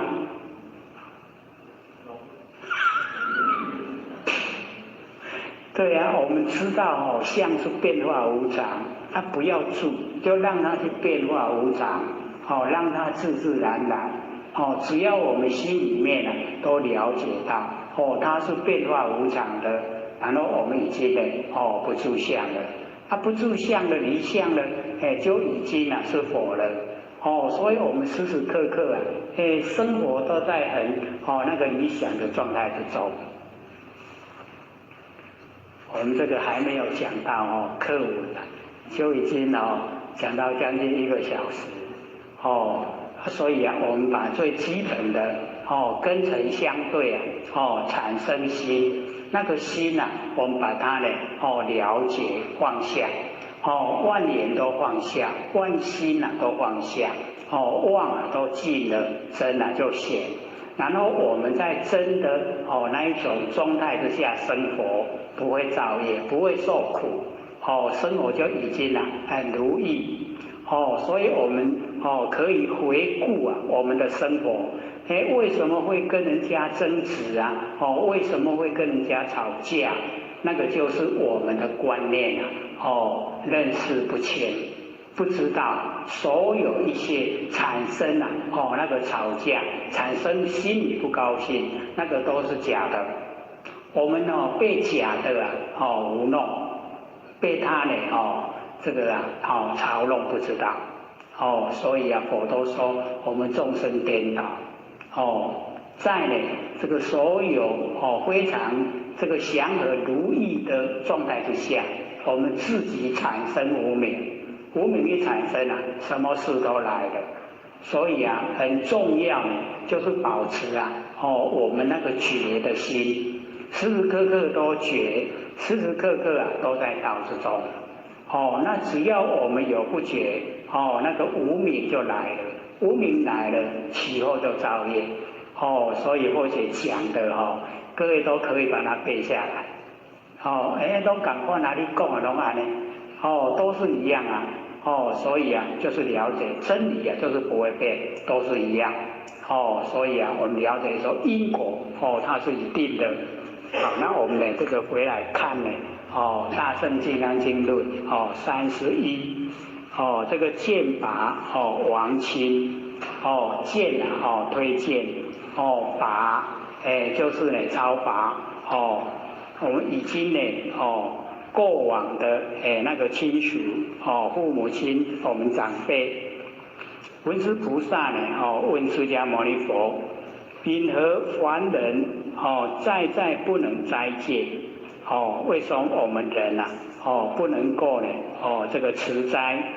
那修之佛慧。所以我们这个了解到要修我们的本身就是佛，我们本身呢就有妙智慧所以修呢知佛慧所以要知道这个修我们自己本身那个本性的智慧我们本身的智慧叫般若般若那个妙智慧我们所自己具备的。那么死后呢有孝顺的男女死了以后有孝顺的男女，那么请生呢转送这个大圣就会请这个僧人来转送这个大圣佛法修设这个水路这个水就是在水里面这个已经过往的那路啊，在陆地上呢，过往的那个修舍呢，水路啊，无遮大灾，就是遣这一些在水里过往的，在路上过往的这一些啊，请他们这个吃饭，请他们呢这个啊能够啊有饭吃。那么资度啊王者用呢这个钱财资呢就是钱财用资啊来度啊这个王者未审啊王者实得度否这个未审就是不知道啊，不知道呢那个已经过往的人啊有没有实在啊得到超度。那么佛就回答说凡人啊在生自无善功。假如说我们凡人在凡尘生活，自己呀没有善功，那死后子孙啊修功报戒就是修功德啊，能够推荐啊我们的那个亡亲啊能够呢就是得到比较这个如意的生活。那么十分功德呢只得其三所以啊就是了解到这个10分的功德啊只有得到呢这个3分何以故？为什么呢？什么原因修功作福啊无过财力。我们呢修功要作福那个福德都一定呢用钱财用金钱无过财力啊，就是呢这个金钱来做这个功德。那是故啊僧人持己财力啊众同分中啊得福胜钱。所以我们还在凡尘这个生存的人，我们呢出自己的那个钱财然后来做功德。那么众同分就是大家呢都一样之中。那么得福就胜过要呢这个给那个我们的亡亲做功德。给亡亲做功德呢10分呢只得其3那假如说我们在生的时候能够呢出自己的财力能够使众生得到那个比较呢这个好的生活这样呢那个功德就胜过于我们呢在这个推荐呢亡亲的功德呢还要来得大。所以得无胜钱过于亡者所以自己做是最重要。那么其中或饮食饮酒食肉不敬人等诵经修戒善神不降所以我们了解说我们呢要请僧来转诵大圣那个也是要很慎重假如说呢那个僧人他没有持斋，还在饮酒，还在食肉这已经呢本身呢都不清净。这样的人来诵经修戒，这个善神不降所以我们就是了解到假如说能够请到呢那个僧人他是已经到达那个佛的程度佛法僧它是一体的能够呢到达那一种佛的修为这样的话呢那个上神就会呢降临。那假如说这个诵经的人他没有本身修得好，那个善神他就不降临圣贤就不护这个会场，那么反累亡粉，反而拖累我们的亡亲。那么加增啊，罪业又增加那个罪业，所以我们了解有一些你努力做了没有功啊，反而有过反而是不好。那么若有真正的孝顺的男女父母啊亡没7期之内就是呢在7期49天之内，或是3年之中。那么合家呢斋戒整个呢家人啊这个后代全部啊都是斋戒，然后出清净财就是呢用清净财的来源就是很正当。那么命有德者诵读大圣，就是要请有德的来这个诵这个大圣大圣佛法可以度化众生，然后修摄水陆无碍大灾，就是这个没有障碍请他们来亡灵来吃呢没有障碍无碍大灾。那么烧香散花铺设庄严如华供养按照这个法按照这个很神圣的这个佛法来供养。那么一心虔诚代为亡者世罪潜伏，如此拔剑亡者升天生人有福，这样呢才能够使我们的亡亲能够这个升天。那我们凡人还在凡尘的生人有这个福德福报成跟亡两态不管是已经过往的还是在凡尘的这个两方面都很这个理想。人喜神欢我们人这个很这个喜神呢很欢很喜欢很欢喜。那么方为人子孝顺者也。所以我们呢就是了解到自己本身呢来行持比那个我们这个过世了以后要去做功德还要来得大自己行持重要。那么第32章明师口诀论，文殊菩萨呢问释迦牟尼佛，那么云何是明师口诀？那么佛呢就说如来灭后赐之菩萨传佛心意，续佛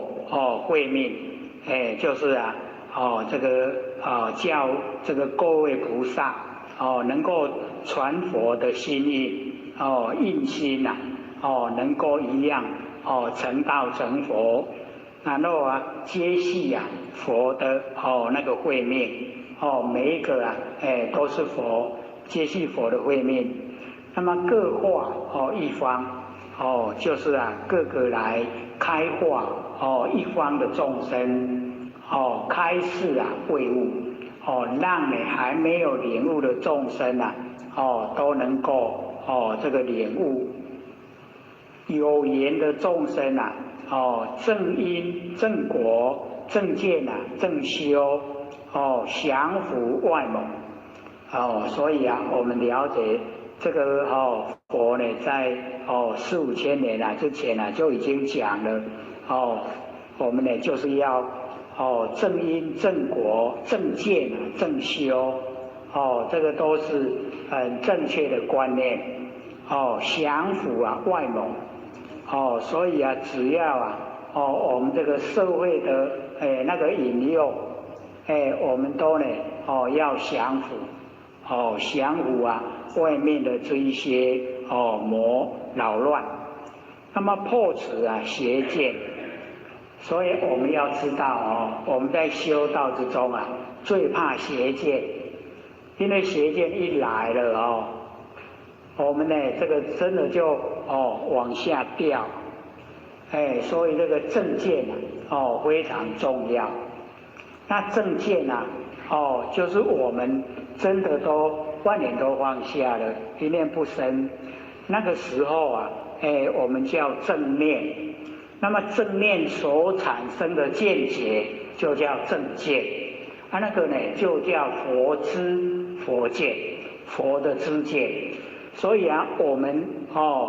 不在凡尘有为的状态之下，完全呢都是佛性本体，那个才产生正见。所以我们呢对这个正见就是以往也都没有很重视它，所以说认为正确的那个见解是不错，可是要了解什么叫正确的见解，那个就有深入探讨的这个必要。那我们一定要从佛性本体发挥，佛性本体发挥呢才叫正见。那我们从正见来修才叫正修，正确的修道。所以凡尘真正的要走入正确修道的轨道不容易所以我们要自己鞭策自己。那么修正功行，这个修正的功行始终清净。所以我们了解到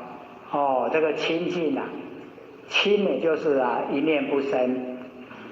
这个清呢一尘不染，净一念不生，真正的清净一尘不染，一念不生，才是真正的清净。那么慧根不度，假如说它不是这个上等根器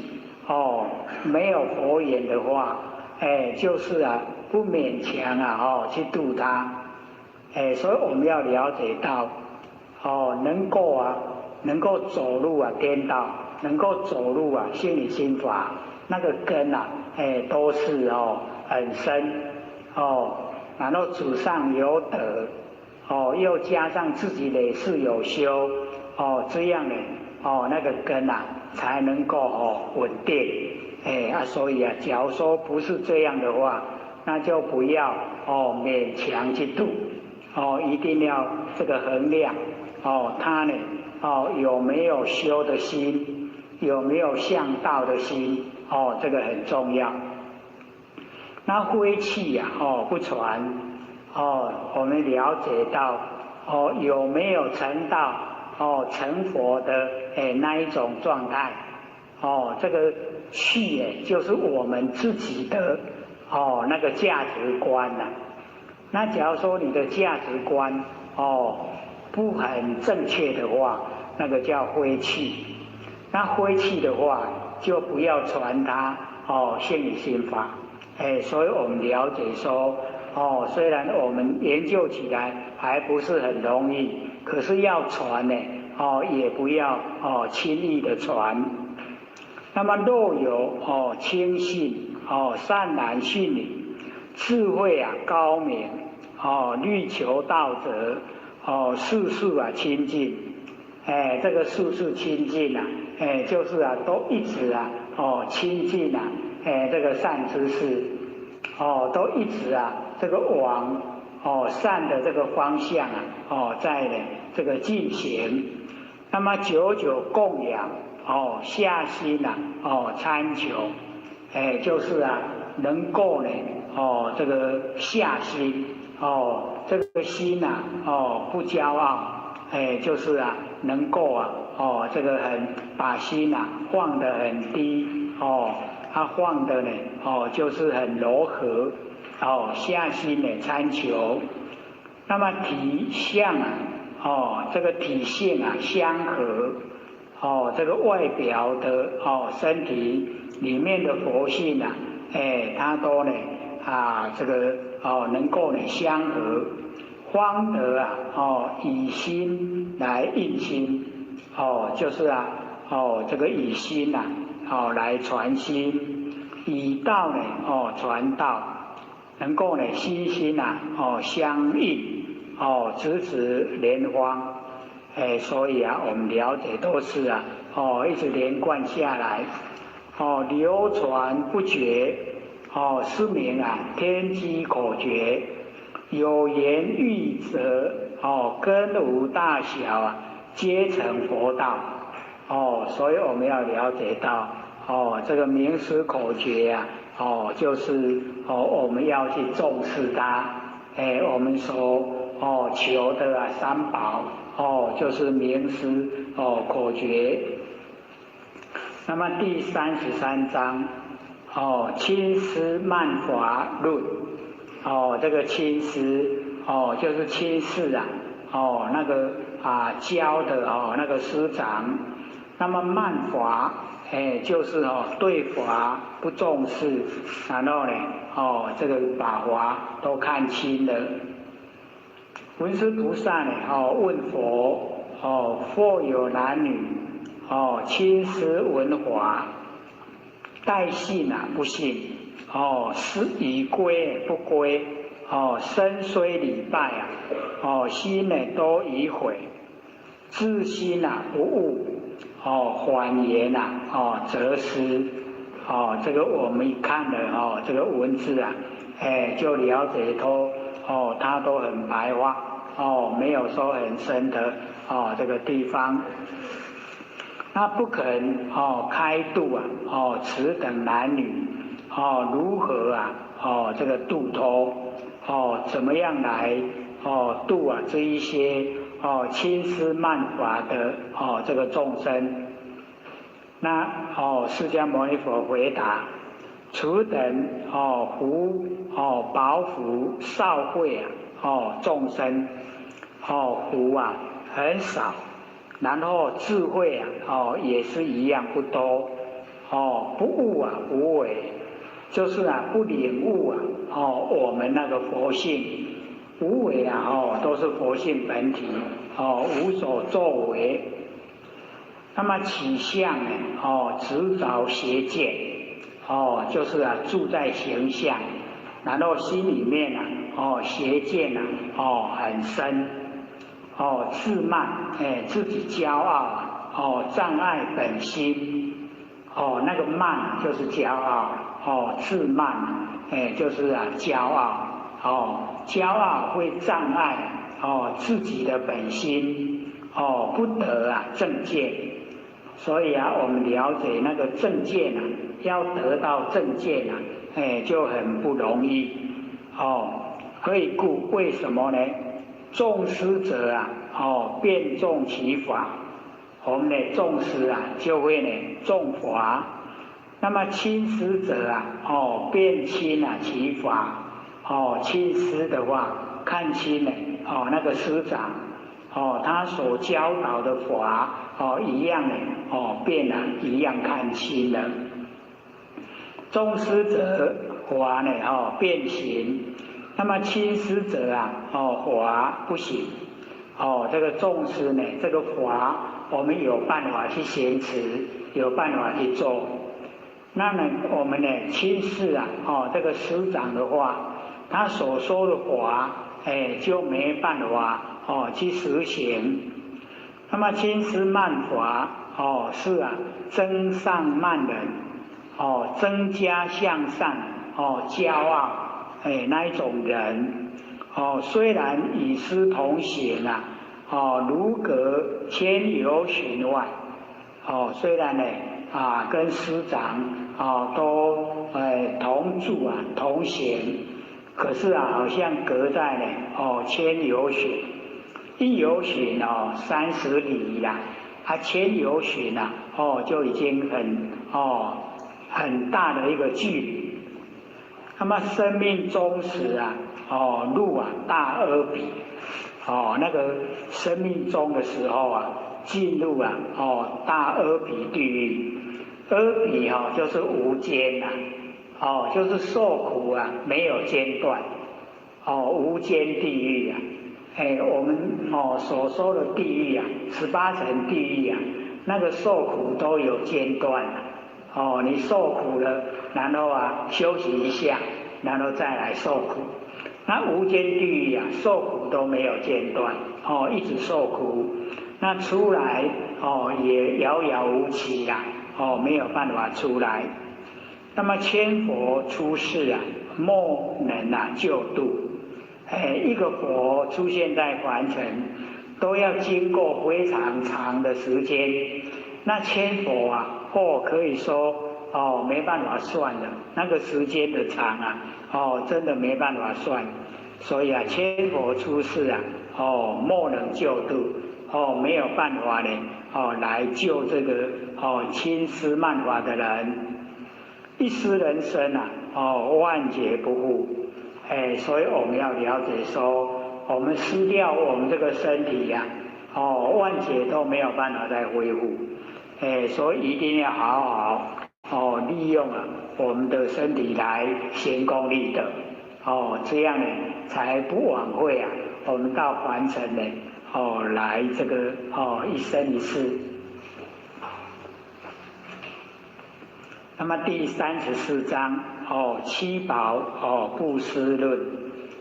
文殊菩萨呢问佛，云何呢是一生七宝布施？这个倒是蛮这个重要了，尤其是我们现在末法时期我们都可以一生七宝布施。那佛就回答不贪布施所谓眼不贪色，这个色相跟其物，这个色相其物我们眼睛都不贪。各位就可以了解这个做起来不容易我们都会好看的多看几眼，那个就叫贪那眼不贪的话，不贪呢这个好看的，或是呢其物很难见到，凡人很少的东西那个其物是色宝布施。我们把那个色宝把它布施了，所以眼睛就不贪这一些形象的好看。所以你看我们现在电视越来越大，然后越来就数位化像以前类比式的就会模糊，现在很清晰了。那为了这个要播报一些像那个这个直播电视台直播他们现在因为那个数位式的那个电视可以把你那个整个所有脸里面的一些瑕疵都很明显的显现出来。所以他们现在那个化妆就是要更上一层楼，要化妆的你很浓墨那一种已经不行了，一看的都很清晰。所以要化妆到让人一看就不会有瑕疵各位就可以了解说越来我们越重视那个美观美的观念。因为我们凡人可以说为了要好看要花很多钱不管是我们要房子好看要花很多钱，要人好看要花很多钱对不对？可是我们已经着重在外表形象那已经呢跟我们的修道这个宗旨已经相违背了。所以我们一定呢对凡尘的相知道就好了，不用去追求你在追求怎么漂亮，都有人呢比你更漂亮的啦。所以那个没有一个底也追不到底所以我们呢朴素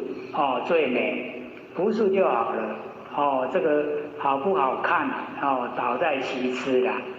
我们心真诚恳待人，这样比美还来得重要。你很美的话心地不好，人家会怕怕。你再怎么美，人家都这个赶快拒绝往来户。所以我们诚恳待人，我们的真心生活所以眼睛就不贪色，不贪这个色相，色相呢都是假的啦。不久你再怎么漂亮经过一甲子60年，还漂亮得起来吗？再漂亮120年不见了啦，都不在凡尘的漂亮棺材里面所以要了解我们追就是真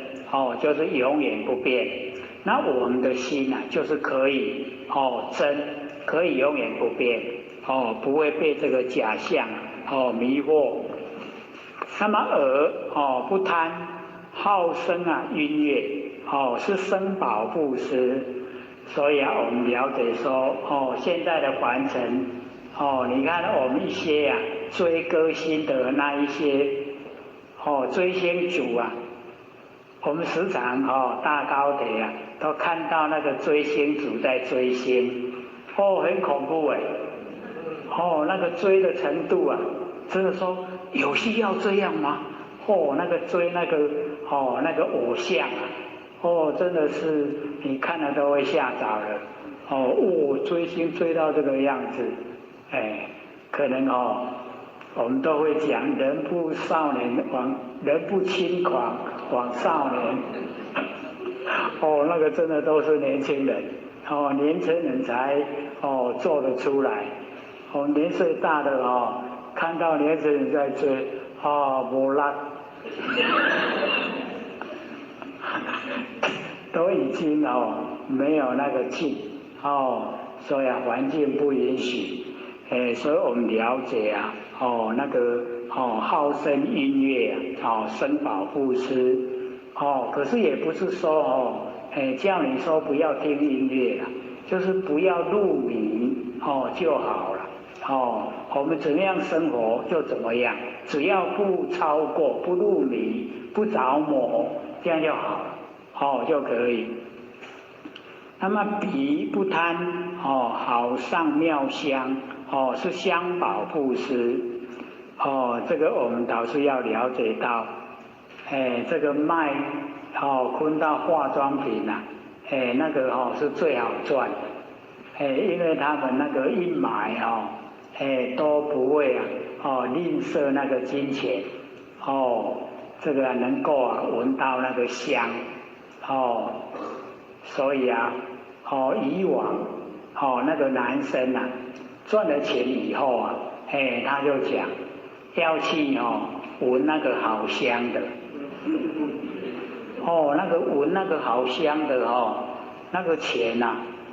就好像那个不是赚的，是用那个中央印刷厂印的那个样子在花钱所以我们要了解说那个彼不贪那个好上妙香是呢这个香宝布施。那么舌不贪好上美味是味宝布施。这个倒是呢我们这个修道者已经素食了比较呢在这方面都还可以自我约束了可是我们社会现在都大鼓吹就是那一种那个让你的舌头能够享受。那么身不贪好妙衣服是次宝布施所以我们了解说这个穿得好跟穿得普通这个主观意识你觉得说都穿得暖和了就好穿得修就好啦不用说一定要穿得那个多贵多么好的这个衣服。那么义不贪名利恩爱这个做起来也是非常不容易那个名利恩爱是我们凡人在凡尘所追求的，就是名利恩爱，那叫我们都不贪的话，那有一些那直接跟你回答，那要活着干嘛？对呀，我们要活着干嘛？没有人回答，成佛嘛，我们要活着成佛啊。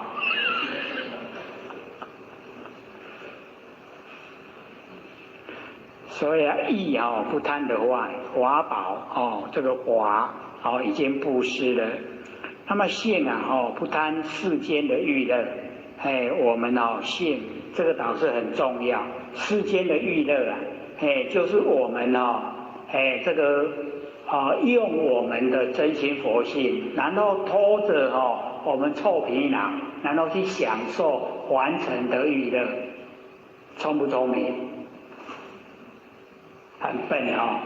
造罪然后又很高兴，又花很多钱又消耗很多精神可是我们凡人趋之若鹜，很努力的朝这个方向，是佛宝布施所以呢，我们了解我们只要呢不贪凡间得知一些欲乐就是佛宝布施。若人能够悟自身中七宝布施所得的福德胜如世间金银琉璃珍珠玛瑙三福琥珀七宝布施之福，百千万分不及其一，乃至比喻所不能及。所以我们假如说能够领悟我们自身之中那个七宝布施，我们呢就有身中有七宝眼耳鼻舌身意然后性这个全部都布施了已经呢都呢舍布施呢就是舍，我们呢就是了解到慈悲喜舍是无量心最后一个舍，就把凡人所有都舍掉所以能够舍那个功德就是这个非常的多了所以佛在说功德的比较的时候都是用那个百千万分不及其一那么第35章王舍城论，文殊菩萨呢问佛，云何呢是王舍城？那释迦牟尼佛呢就回答心就比喻就好像房子舍，那性呢就比喻就是王统治呢国家的王。那么清净斋戒就比喻城墙你城墙呢这个围的呢这个外界都没办法侵入。那么六根比喻六户宅府六尘呢比喻六贼强梁我们这个六劫都是要来偷盗这个我们的家宝。那么六事比喻六门出入我们的六事就是我们的凡尘心这个妄心六门出入。那么五欲比喻五道井坑。那个五欲就是我们的那个身体的享受了那个我们呢身体方面这个我们的这个最重要我们这个身体方面眼耳鼻舌身这个五个我们让五个都产生很满足的欲望，就叫五欲所以我们所有的罪都从这个五欲而来眼睛所造的啦耳朵呢所听的啦鼻子啊所闻的，嘴巴所吃的，所讲的，我们身体所接触的，我们都要得到满足。所以啊，就是因为这5个，让我们造了非常多的罪业，所以叫五欲。那五欲啊，我们呢，能够去除掉的话，我们呢就可以啊，不进入啊三恶道。所以这个很重要。那么见闻觉知啊，比喻啊，治国的事项，治在国里面的这个宰相，同走信王，同样来辅佐啊，我们的信王不生不灭的佛性本体。那么一体啊，家邦，信王一出，坐于心舍。就是啊，这个信王出来了，然后坐在了心舍，常供啊，6尘4相，同理啊，国政，若信王呢有道，不顺呢失钱，有功则赏，有过呢则罚，体天行道，实则无怨，如此行政啊。能令在外界这个墙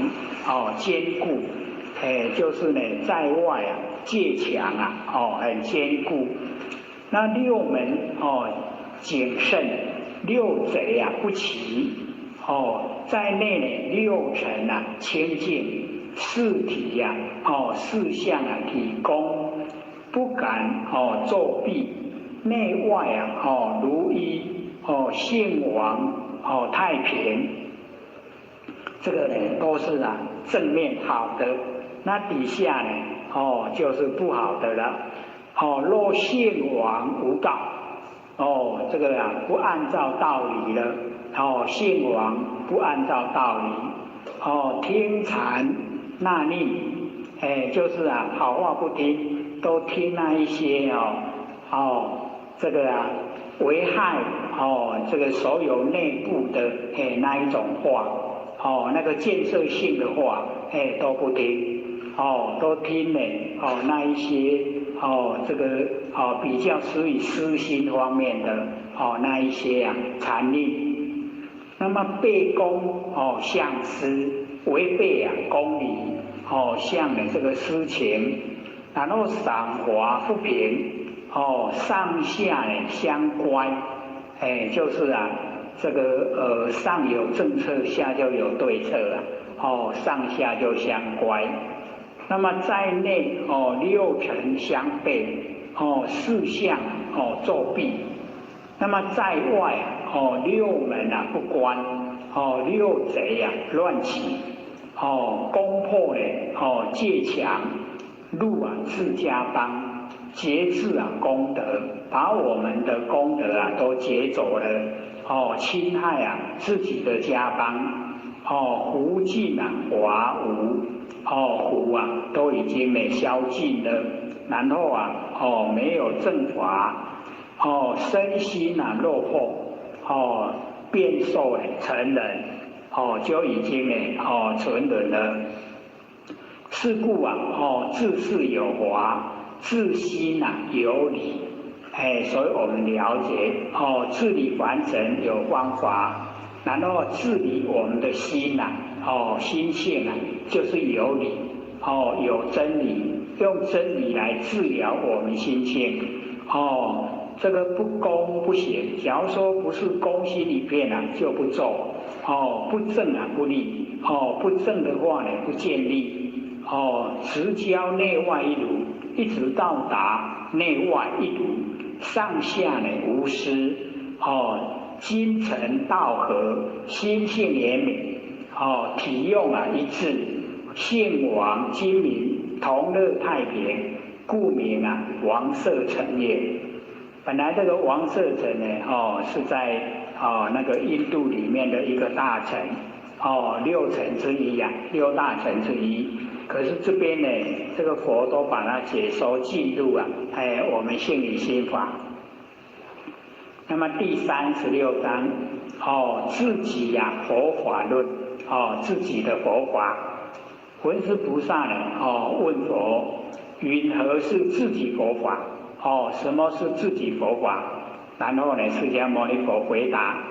悟明自己本来真性，即自佛也。所以不是佛学在说而已啦，佛真的这样讲，有没有？领悟自己呀，本来真性啊，就是自己就是佛了，有没有？讲得明明白白啊，对不对？自己就是佛，对不对？承不承认啊？这个要承认还要有勇气要有勇气承认自己就是佛。以世间法及出世间法，通达无碍。所以我们不管是世间法不管是出世间法，都能够通达，没有障碍。所以这个很重要。世间法也通达。世间所追求的我们虽然不同一样去追求，可是我们不排斥，我们一样的能够和乐融融就是各走各的道都呢不会有那一种不合的。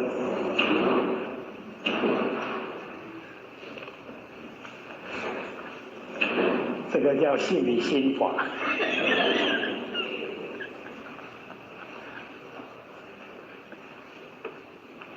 所以就要了解到我们的心要听我们的话，还真的是要一段努力呀，对不对？这个是不是外缘？但会不会影响我们？真的就是会。那要到什么状态你真的都没有影响。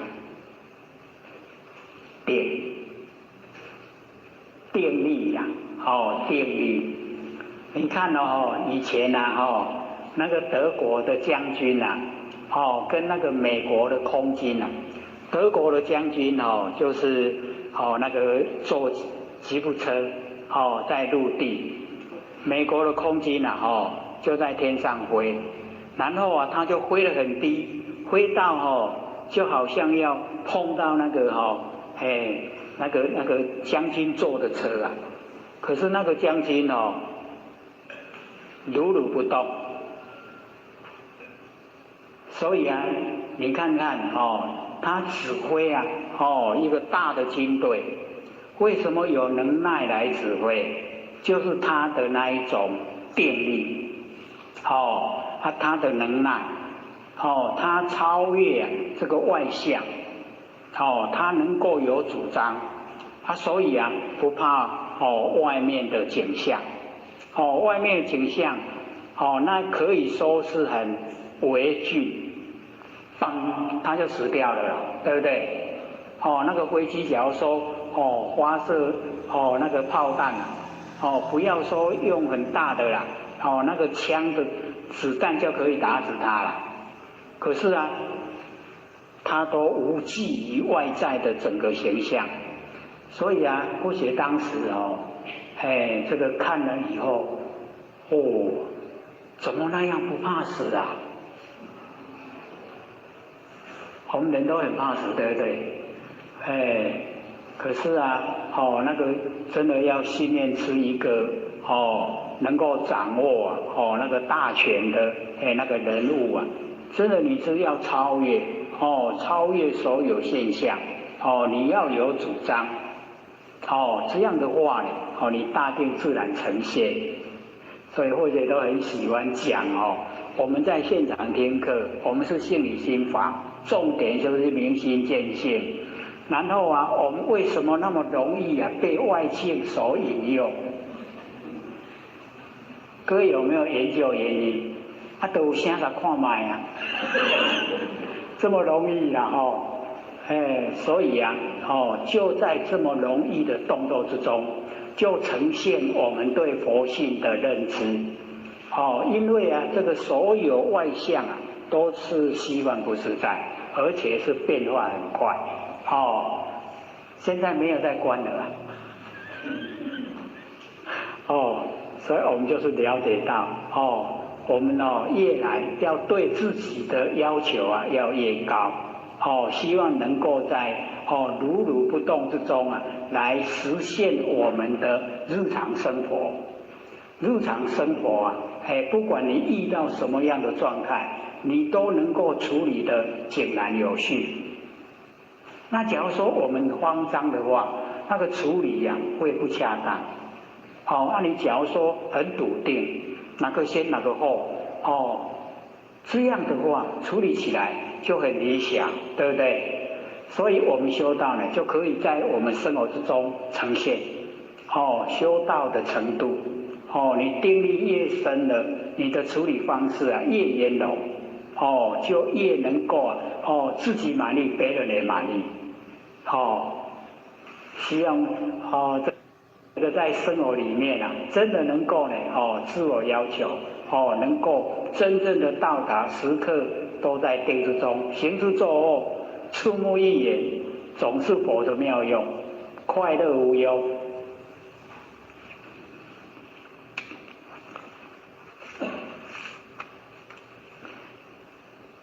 所以不管在世间法或是出世间法，都能够通达无碍，没有障碍，就是不住相不住相就可以没有障碍，自由自在。那么即自己法也，就是自己法，自己佛，自己法，自己佛法。那么心呢，要离养，我们的心要真理来培养。心呢要离养，那么佛要法扶，这个佛就是要法来扶持，所以这个心佛，理法，法理佛心，所以我们就是了解，全部呢都是在我们自己本身之中，是故财食养生命，道理养慧命。我们呢在凡尘，这个财食是养生命，然后道理就养慧命，所以我们了解慧命就是要道理。像那个地藏古佛他就讲说，我们凡人肚子饿都会知道吃饭，然后我们心里饿都不会吃。各位浅显，心里饿要吃什么？心里饿了就是要吃道理，要吃真理，吃了就不饿了，所以我们了解就是这边讲道理养慧命，我们把慧命养得很强壮，可以说了我们凡尘这个社会人士哪一个要养慧命？很少了，不是没有，就是比例非常的少。大概呢1%、2%这样而已那我们修道就一定要这个生命你养得再怎么健康都会死的，早死晚死而已，都是死当时老千你在天佛院跟慧姐说，早死晚死都是死，你把天佛院看好就好了。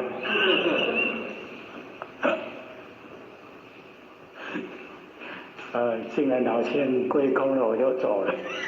我就离开了。不过那个时候，假如说把天佛院看好，也没有现在在这边讲。不过把它扩大，天眼佛院嘛，在里面的都是佛，都是天眼，都是佛在佛院里面学习佛法。所以这个道亲问什么是佛法？我说成佛的方法简单扼要，佛法。他说不是那个神通我说那个也是佛法啦，可是我们能够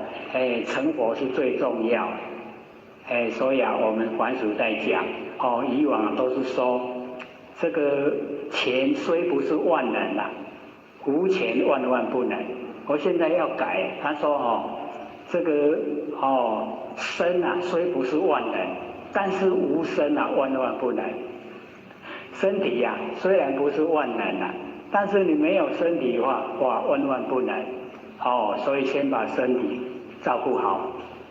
身体照顾好了，才能够修道。修道才能够改变。所以还是要把身体照顾好。只是说，那个比例啊，偏重的问题呀、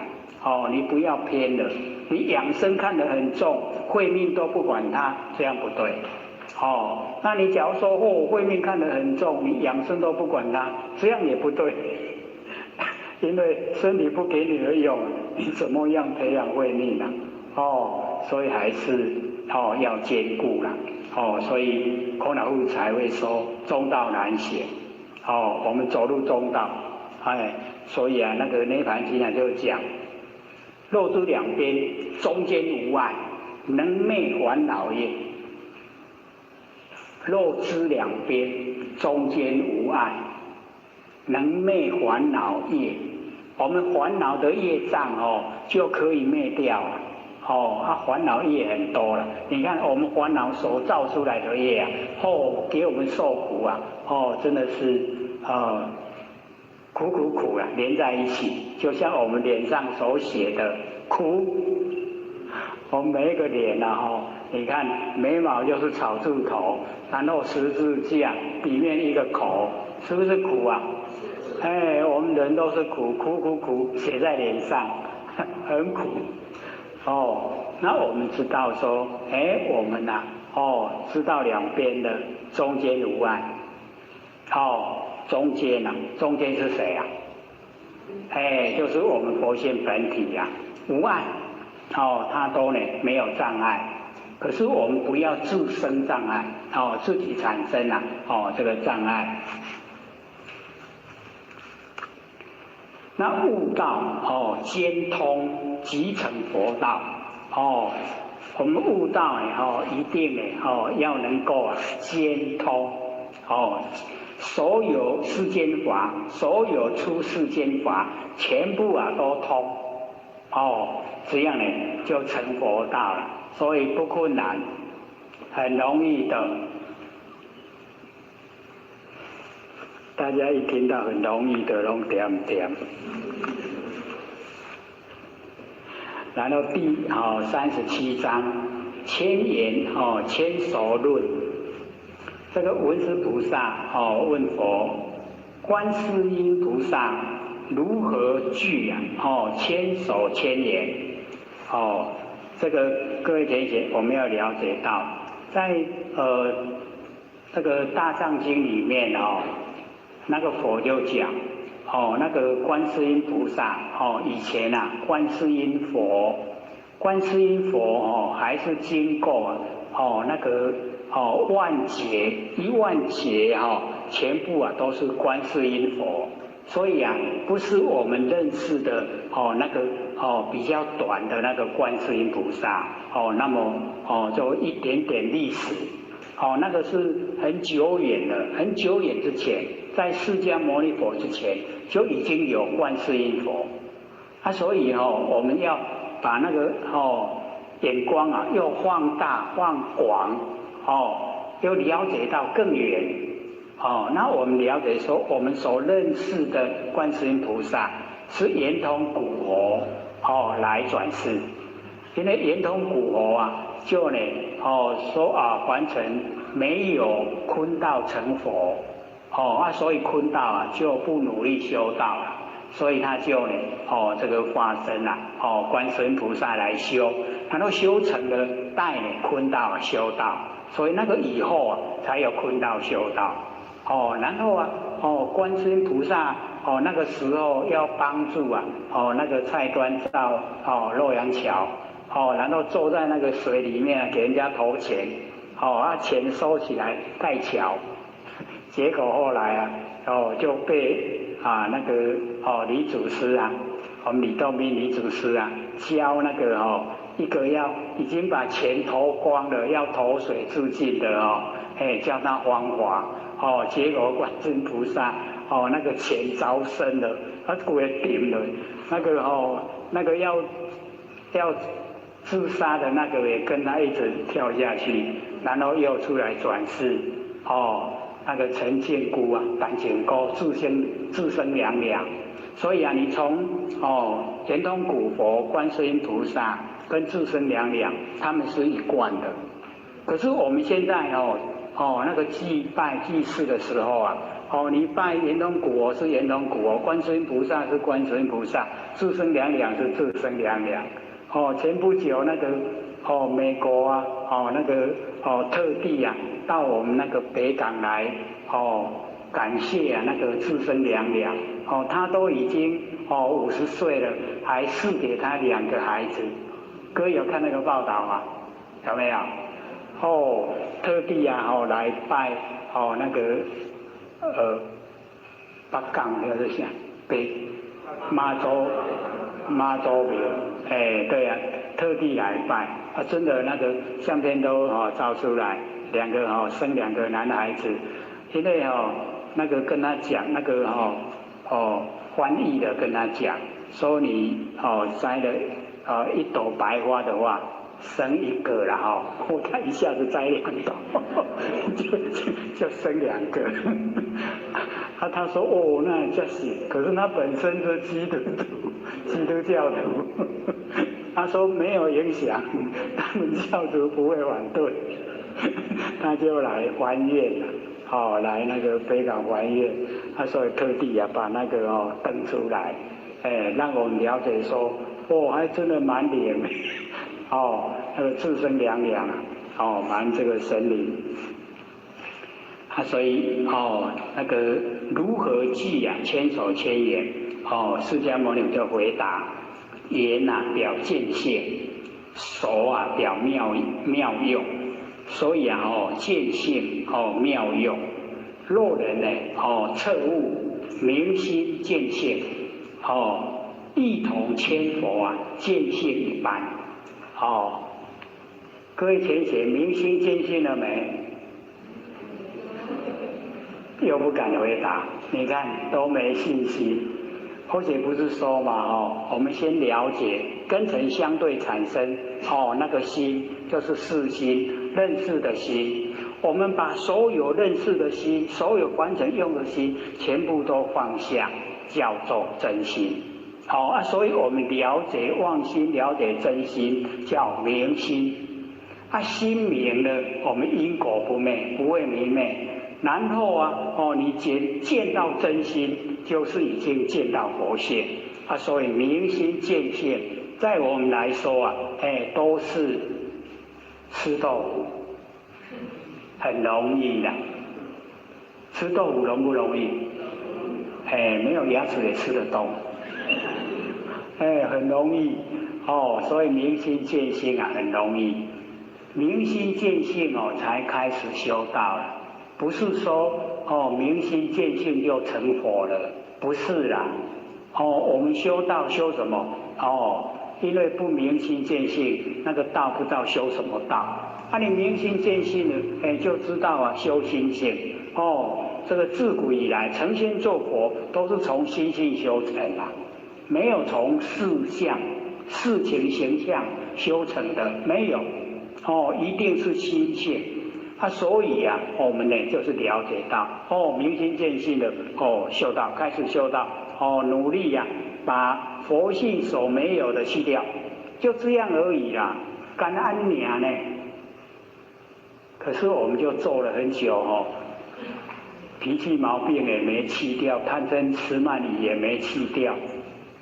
哥去掉了没？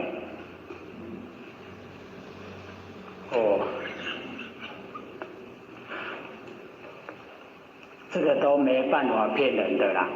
自己有没有自己知道，所以自己努力鞭策自己，真的脾气毛病，佛性没有，佛性没有脾气毛病那我们现在生活为什么有一兜以来，从哪里来来的地方都找不到嘞，所以是假的啦，那我们现在为什么有？因缘际会，因缘和合才有啦。所以这个因缘和合的东西去掉，让这个脾气毛病都消失，消失了以后，我们就会了解，原来我是可以做到的，可以的，然后啊，贪嗔痴慢疑也一样，佛性没有，那我现在有就把它去掉，到后来你就会觉得，真的，可以先从粗的去掉，然后慢慢的细的也去掉，没有了，恢复啊本性光明，已经恢复了，成道成佛了。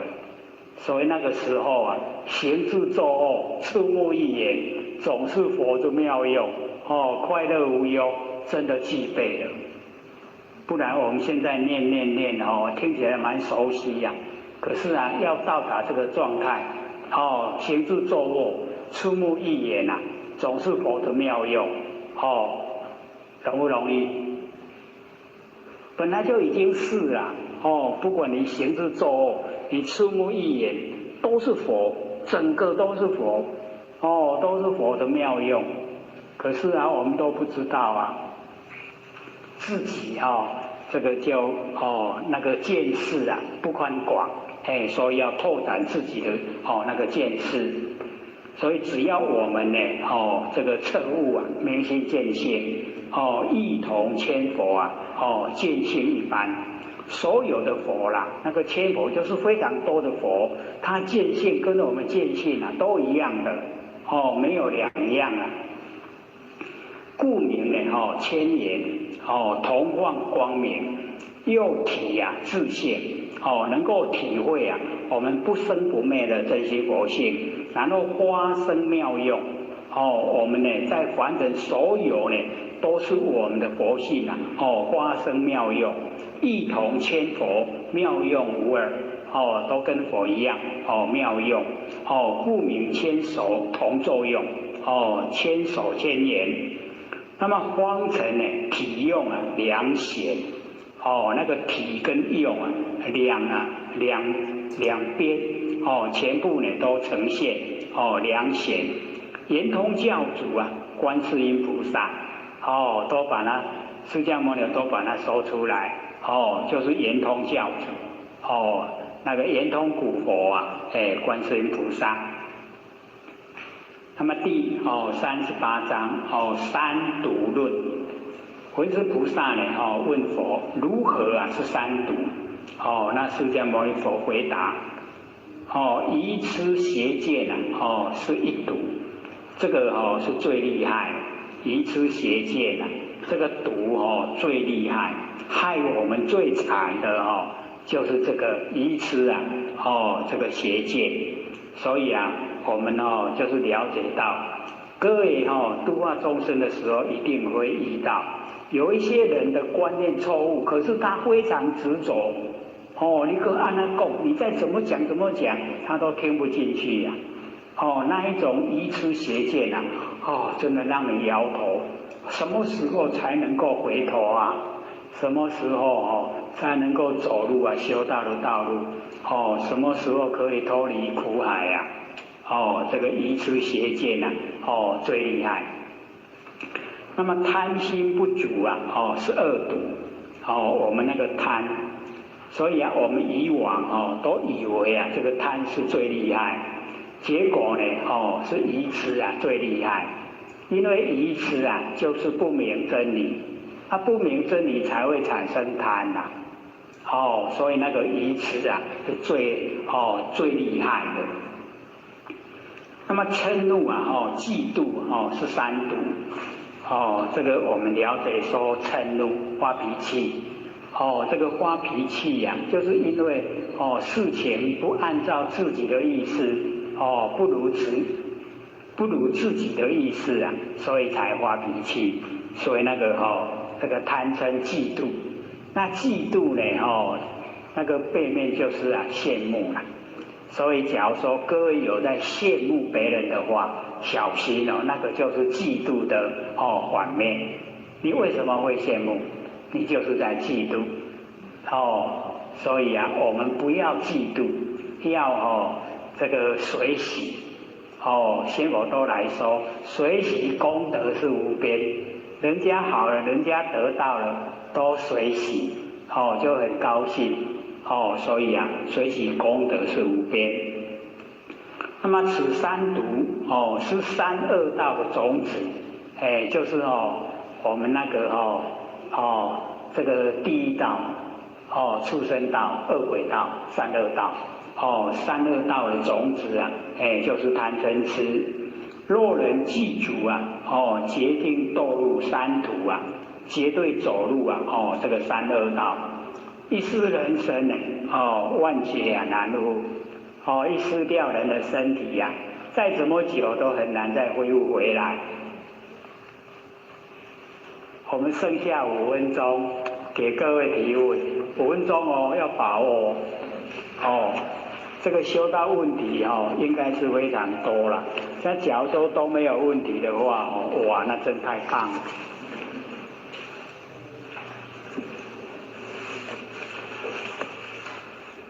有没有要问的啊？很难得哦。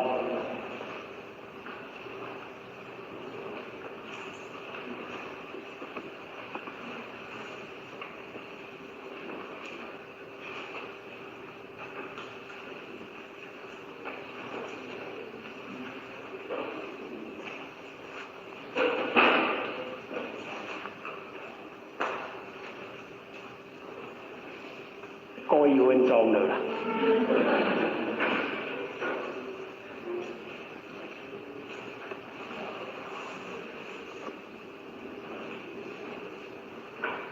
李讲师，严师问说七宝跟七法财有什么不一样？七宝跟什么？七法财。七法财那个七法财各位浅显，就是我们比较在修道方面比较重要，比较要努力去认识。第一个就是闻，能够听到我们这个上乘佛法闻。第二个就是信，你听到了要相信。然后就是戒。我们听到以后要相信，然后相信以后要行持，行持以后有一些戒律我们需要遵守。然后就是要有定，不能犹豫不决，连没一下子要想这个，一下子想那个，一下子研究这个，一下子研究那个就没有定了。然后呢，就是要有智慧，然后就是要精进，精进我们了解说凡尘的事都要精进才能够达到，何况是我们圣智。然后最后一个就是惭愧。我们要知道说，我们带着惭愧的心，在凡尘的生活，才不会有过失。惭愧很惭愧。各位就是了解，有身体了，就是因为有业障才有身体，所以很惭愧。那假如说你都透彻了解真理，那这么多众生都还不知道，你要赶快去度化，所以你还都没有做，所以感到很惭愧。闻、信、戒、定、慧、精进，惭愧，七法财。我们有这个七法财，在我们修道的路途来说，已经那个法的财你记住了，有了。有了你修起来就容易了。这个很好啊。还有没有2分钟？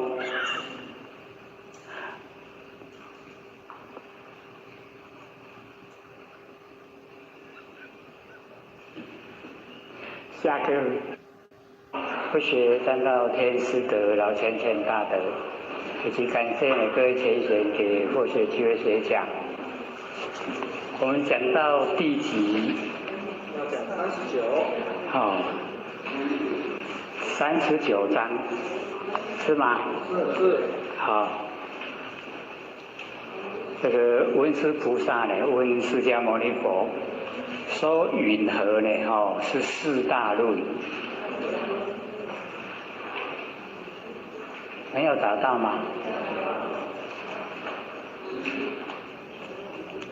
这个4大各位先生，我们就是要了解到为什么称大？它就是充塞整个宇宙虚空。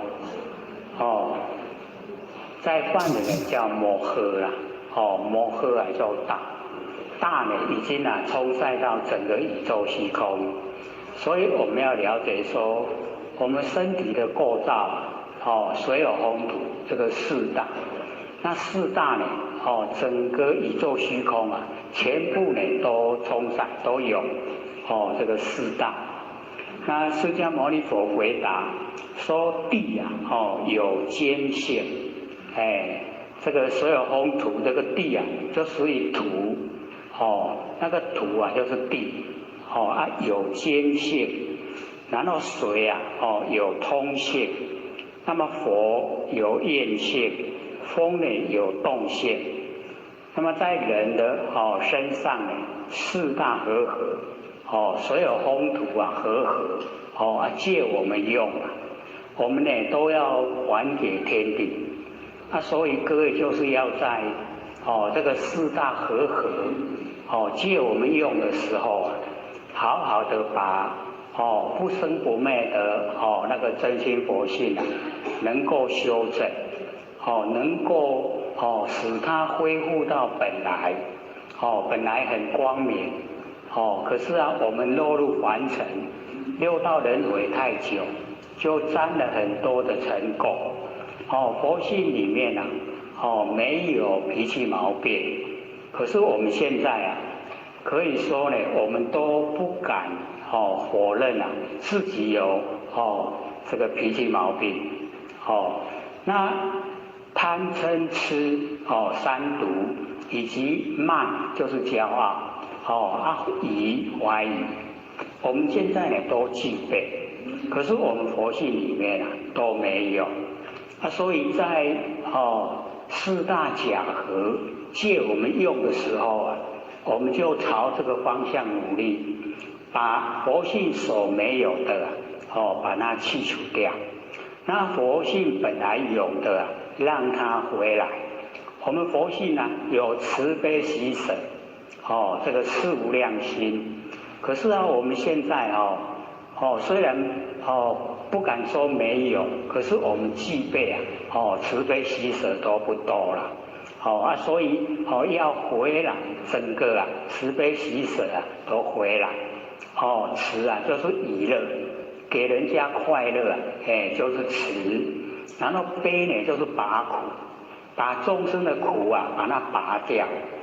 这样呢就是悲，所以我们一成道以后那个称谓都称大慈大悲，就是能给众生喜乐，